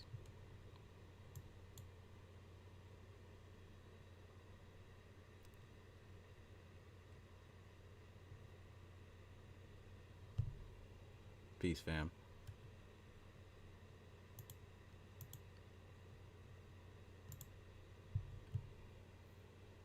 What do you think? What do you think, Matthew Burkhart? Do you think that Trump's 2016 presidential elections were a result of magical workings? My question is, what does that matter? How does that affect you? How does that help you? What can you do with that information? Because if you can't do anything with that information, it's literally useless by definition. If you can't use it, it's useless. And I hate to sound like a dick about these things, but, you know, what does it have to do with anything? I don't know why y'all keep asking me shit about elections, man. Your minds are already consumed by this. Look, there's a reason why things are promoted and pushed to be so popular. Because there is a certain energy in the air right now for complete transformation and change, right? That's what time it is. Complete transformation and change. And it's reflecting in the physical realm. Remember what I just said about taking chaos and turning it into order, right? This pure chaos is unleashed upon the earth like never before.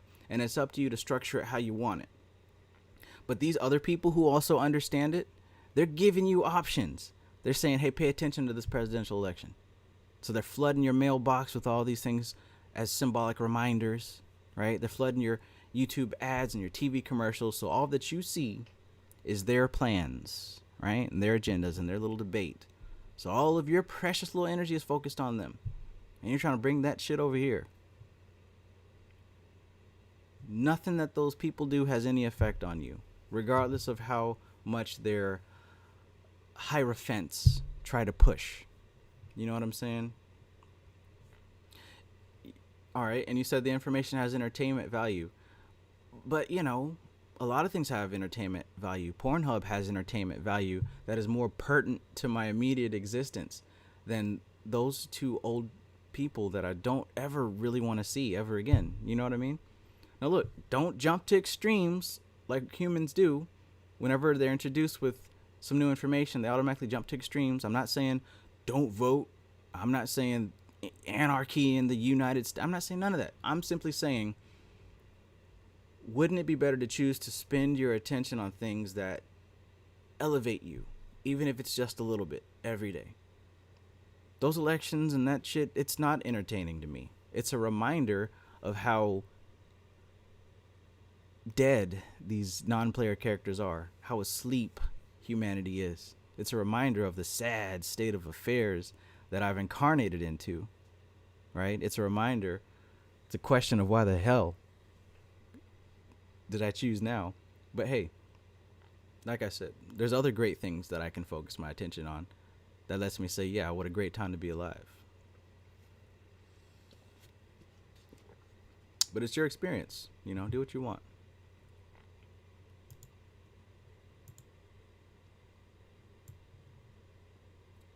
Pornhub or that specific female who I cannot mention over the presidential debates any day, any hour, especially right after this live stream.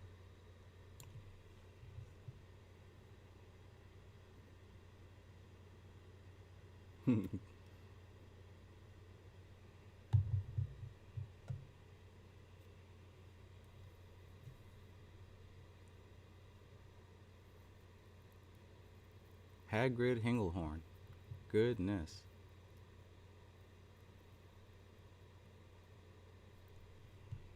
Yeah, and please don't take offense to what I'm saying, bro. I'm not that guy, you know.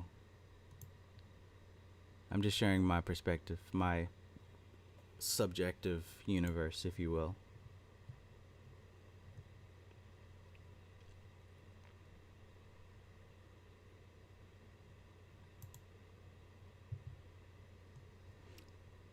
But yeah, was it the result of magic? More than likely. You know, more than likely. These people know what they're doing. Some of them do. Some of them do. Let's not assume that they're all these majestic wizards. Some of them are just old fogies with money. Only 20% of the population really understands this. And only 5% of the population actually uses this. So, yeah.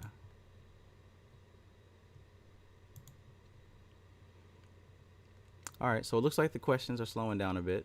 Is everybody kind of satisfied and fed for the day?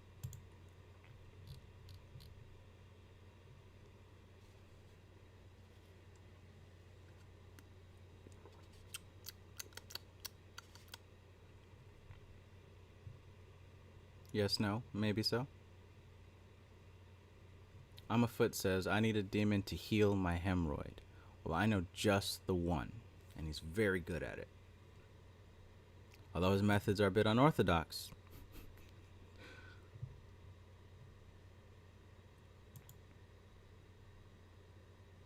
Supreme Eternal says, new follower. Found your readings on the Magician. Welcome aboard, my friend. Hope you learn a lot. Again, check the beginning of this video for the data from this title.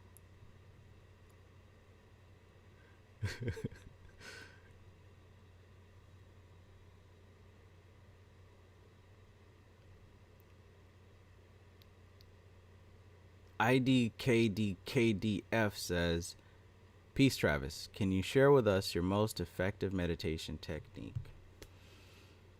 Yes. All right. It starts with, oh, yeah. Glad you asked. So most of the time when I meditate, or when most of us meditate, we sit down and we're like, okay, I'm going to meditate for 45 minutes. I'm going to set my alarm. I'm going to put on some sweet music. You know, you set all these stipulations for yourself. And that's cool. And you do that. But the best one is one that exists without these limitations. I did it when I last went to sleep, which I don't remember when. But I woke up and I said, you know what? Let me meditate. I didn't set any timer. I didn't worry about what else I had to do. None of that shit. I just sat up and went straight into meditation. And I wasn't worried about how long I was going for or what I had to do or this, that, or third. I was literally doing it for the experience. And I think that's probably one of the best ways you can do it. Because when you do it that way, it's easier to slip into the zone. Because otherwise, you're worried about so many other things. Like, okay, I just set my alarm. Okay, I just did this. Right? If you come into it straight out of waking up without setting any type of anything, I think that's probably one of the best ones you can do. One of the smoothest ones you can do.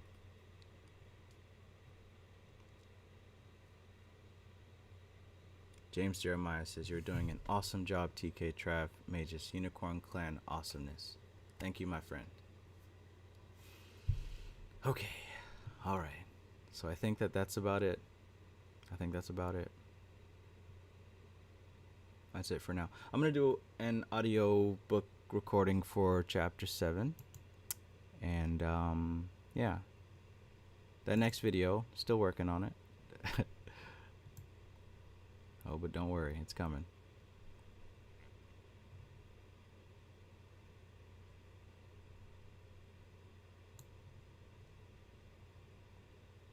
The Raw channel says, do you use music or just silence when you meditate? I mix it up. It really depends. If you really want to get good at mind control and mind hacking and telepathic abilities and all that forbidden, taboo, evil, dark shit, I'd recommend meditating at the 7.83 Schumann resonance frequency, because every human or every sentient being resonates at that frequency. And if you're able to get familiar on that level, you can gradually over time start to slip into that state when communicating with other people. Everyone's on that broadband frequency range. Right? If you know anything about Wi-Fi, you know that it's like a radio, right? It's on a certain frequency. Back in the day, we used to have broadband, you know, a bunch of different channels, but now it's pretty much localized on just a few. So likewise, the human mind exists on multiple channels. Every sentient creature exists on the 7.83 hertz channel. So if you're able to meditate there and get familiar with that space, you know, learn how to astral project and all that other stuff there, it starts to become a bit easier to communicate with other entities that share this plane with you. That's one of the things that I agreed that I wouldn't share, but I'll go ahead and share it because time's short. The world's about to end, so who cares?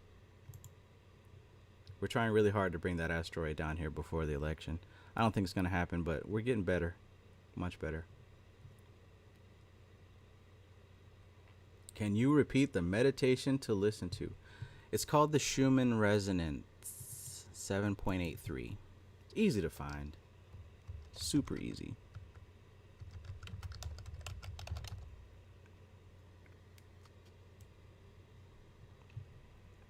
Whatever you do, don't meditate on bringing an asteroid down to hit the planet before the election. Can you do a vid for more advanced Magi? I know you can, but would you? You know, I teeter on that decision frequently. I really do.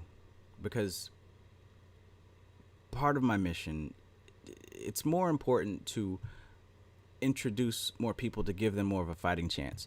The content that I make isn't for the people today. It's for the people for tomorrow. It's for the younger folks who are going to be so swamped with social media that this isn't going to exist. So really I'm working in reverse, leaving breadcrumbs. So when they find a particular trigger that is yet to be created, the Order of the Phoenix, they'll be able to come back to this information. But as far as advanced stuff, I drop clues as far as book titles and subject matter for you to research. There's a lot of things I haven't mentioned directly, but a lot of things that I've hinted at.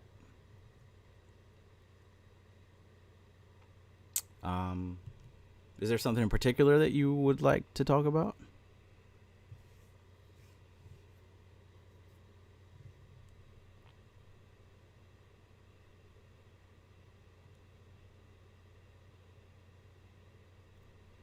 Hagrid Higglehorn says, does Schumann resonance change? Not yet. No, it stays pretty constant.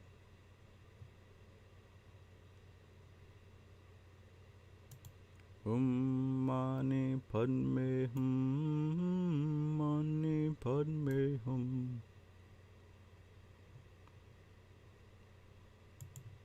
But yeah, if you hit me up on Instagram and let me know that it's you, I can possibly send you titles of some of the things that I consider advanced that I'm still digesting myself.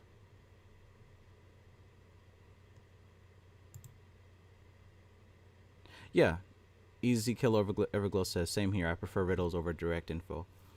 And that works because that's the abstract mind. And the abstract mind actually understands already.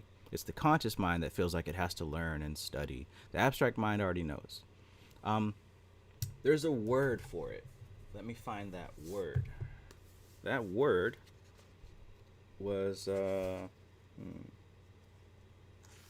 love it because I was researching this in September, and now I have a book. Yeah, anamnesis, which pretty much states you're not going to ask a question unless you already know the answer. So yeah, it's just the conscious mind has to chew it up and digest it and pretend to ask these questions. Your subconscious mind knows. Your abstract mind already knows.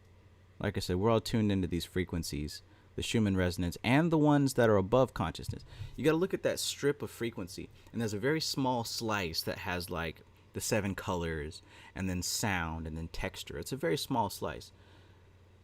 We exist on a much wider scale as well. Hey, what's up, CC Av? Mo says, meditate while laying down has same benefits as sitting down, ? Well, the thing with that is, when you meditate to a certain level, you're going to dip into what's called the barrier of Laya. And what's going on here is your consciousness is becoming separated from objective reality. It's becoming separated from the 5 senses. You do this every night when you go to sleep, when you're laying down, right? It's a habit. It's a pattern. It's a pattern that you're used to. So if you're laying down and you call yourself meditating and you slip into that barrier of light, guess what you're going to do? You're going to fall asleep. That's why it's not suggested to lay down while you're meditating. You do it while you're sitting up. And it's also suggested that you focus on a symbol, whether it's visual, auditory. Please listen to the audiobooks that I did on Dharana Darshan.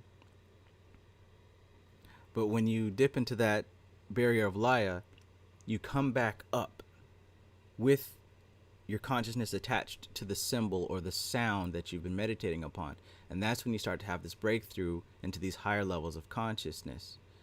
It's kind of difficult to do laying down because you're so used to going to sleep while laying down. That makes total sense. What's good, Chris Ward?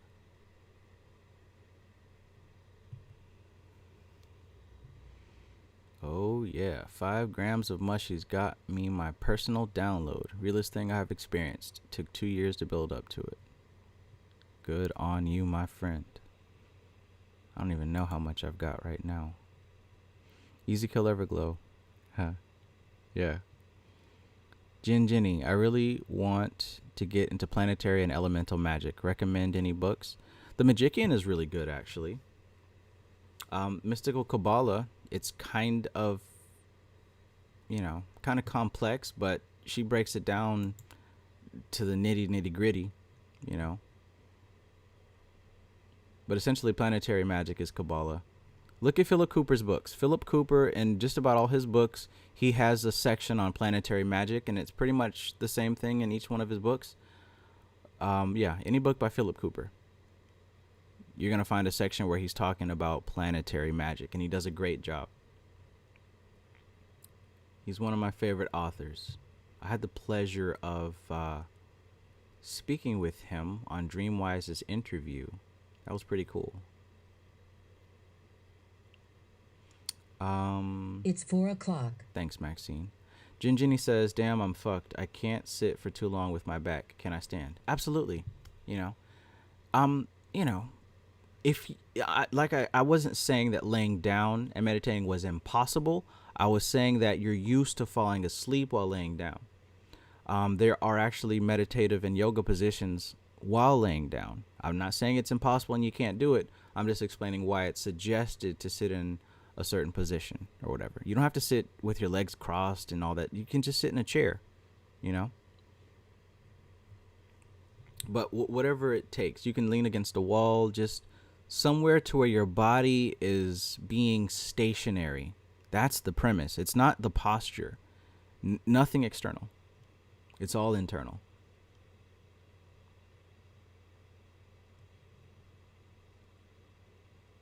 What if you meditate while using the root chakra? Results should vary. What if?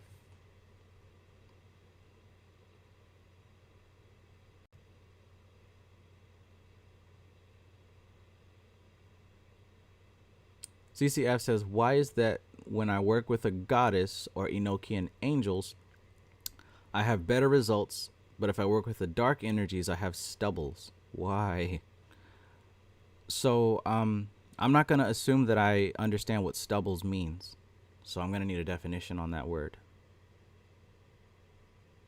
Mo says, Travis, thanks for clarity. Absolutely. That's why I'm here.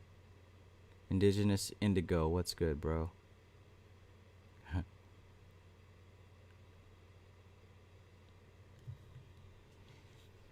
Supreme Eternal says, I see my real self in sleep, and the ones who watch. Straight up code was being downloaded to this realm. Barry B, appreciate you. Thank you. Thank you. Love you and your content. Thanks for helping us with your thorough info and energy. You're the truth. Live long and prosper, bro. May the metaphors be with you. The Last Unicorn was a good movie. Right on, bro. Appreciate that. Stray Panther says walking meditations are also good. Yes, I cannot count that out. When I was going through my Vipassana meditation experience, one of the most profound parts of that was the walking meditations, where there was 10 days, there was no talking, just meditation, and we would take breaks to sleep, to eat, and we had the option to go walking through the forest. And walking through there during meditation was extremely powerful.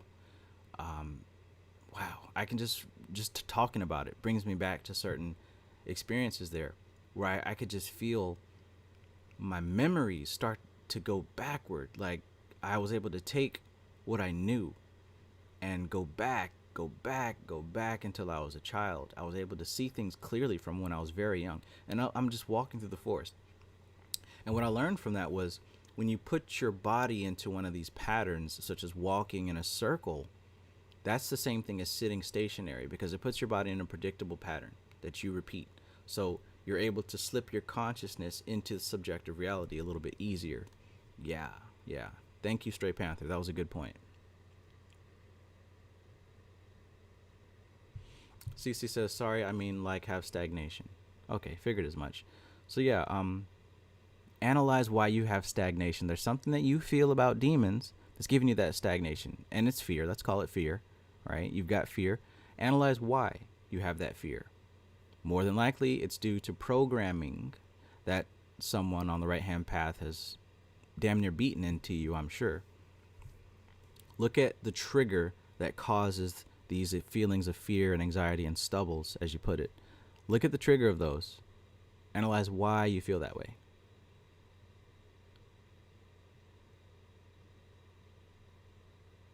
Jamar Thompson says, without realizing, you meditate many times in the day without realizing it. Without realizing, you meditate many times in the day without realizing. Standing still while waiting on a bus, sitting in a library, etc. Yeah, so I wouldn't necessarily call that meditating. We definitely are in trance states at any given moment. Those are definitely trance states. Those are in alpha mode, alpha state. Sitting down waiting for a bus, daydreaming, watching TV, zooming through your phone, zoning out. All these are different trance states. And we are constantly seeking to go from one trance state to another, right? That's not being present, and that's not being aware. Jeez Louise. Some people make a career out of keeping you in trance states because, you know, it's easy to sap your energy that way.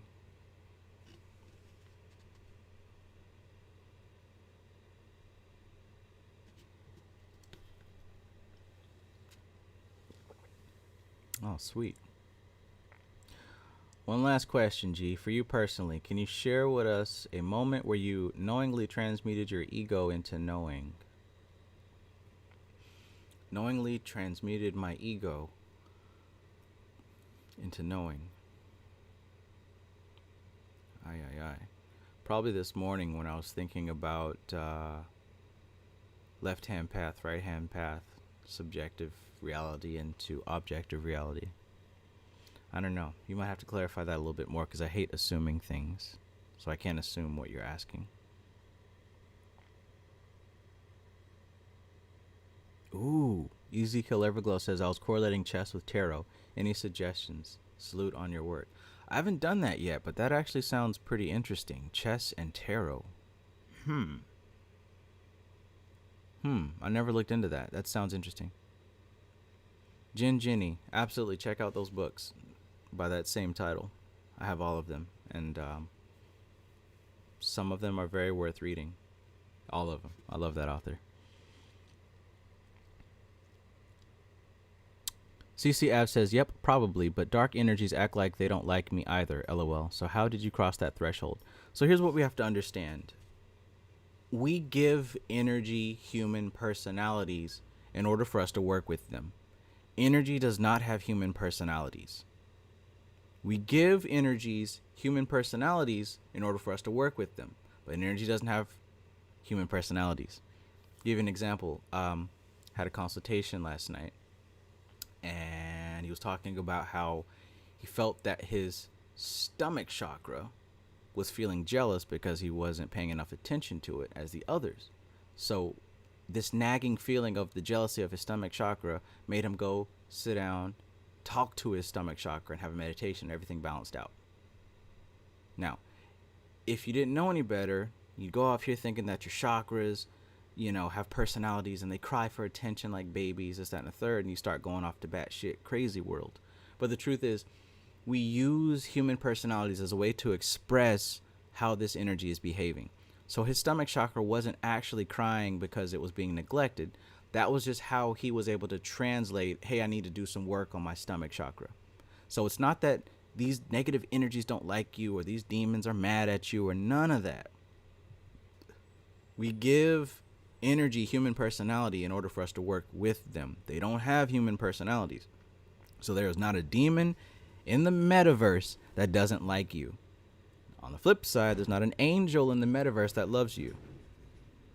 These are just how we describe the energies. So please put that into context. It's not the dark energies don't like you. There's just some way that the framework isn't set up to where it's conducive to you. How do you change it? In a very easy way.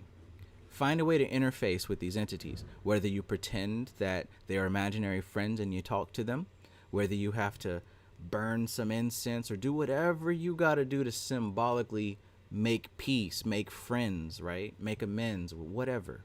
Find a way to do it. Solution oriented, not problem oriented. Always find that solution. Don't be stuck with a problem. Oh no, the world's over. I can't do anything about it. Oh no, I'm doomed. That sucks. Find an answer. It's always there.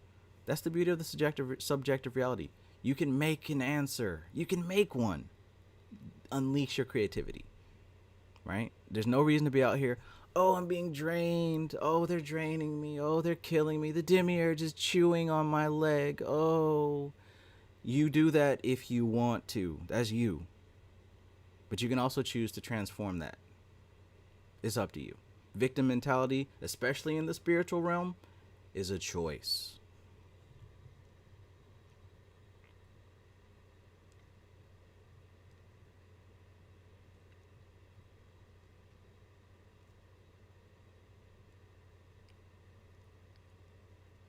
Oh, come on, Amar. Come on. Are you serious? Yo, man, this has some very huge implications, dude. So many implications. That's crazy.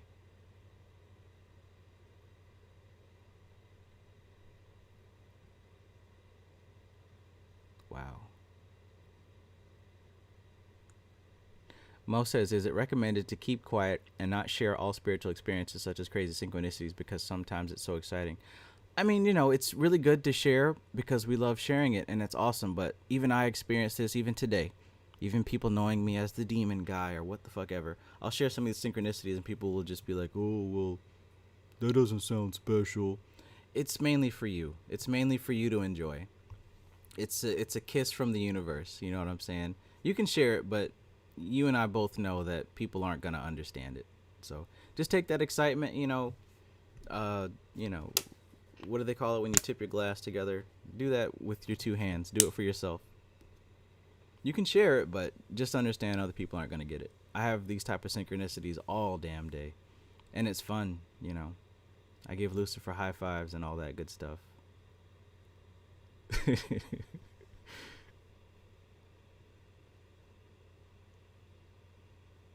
Oh, yeah, the demiurge. It's like every couple of weeks, these people pop up in the damn group with some damn demiurge boogeyman fears. Like, it's obvious y'all are not learning or advancing at any rate because you're still on the same shit with a different flavor. Not you guys, but the people that pop up with the demiurge fears and stuff. Oh, it's the demiurge. Look what they doing to us. No, look what they doing to you because you enjoy that shit.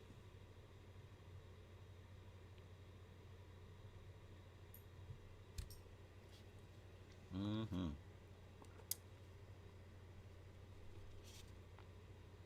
But yeah, 7.83 human resonance. Bring down some meteors to destroy this place. Oh yeah. Thank you, CCAV. I appreciate you. I think it's bedtime because I'm starting to turn into an evil supervillain, and that usually means I need to go to sleep. Because I love the world and the humanities and the funky monkeys. I do, most of the time. But sometimes y'all got to get it together.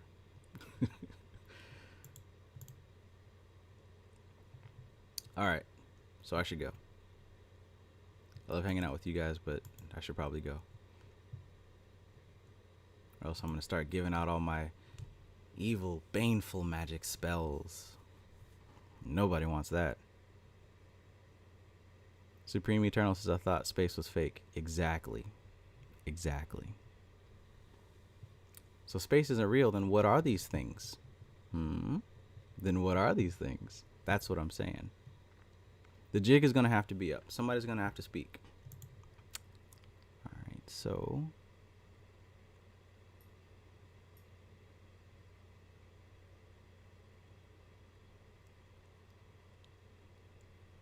Move in silence says, where can I get shrooms? From the internet?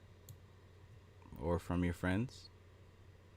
I like involving Naruto for solar plexus work. Naruto works excellently for learning how to manage and use your chakras in a constructive way. Absolutely. Yes, please do that. Remember, every cause has an effect. Oh my gosh. If you sit here and you make an intention to charge up the room with your energy, and somebody comes to you and mentions something about your energy, don't say, did it work? Understand that it worked, because every cause has an effect. The fact that some other human being had to approach you and tell you something about what you did silently, that is a clear indicator that what you're doing is working. Be solution oriented, not problem oriented, right? All right, so yeah, I'm about to go out. I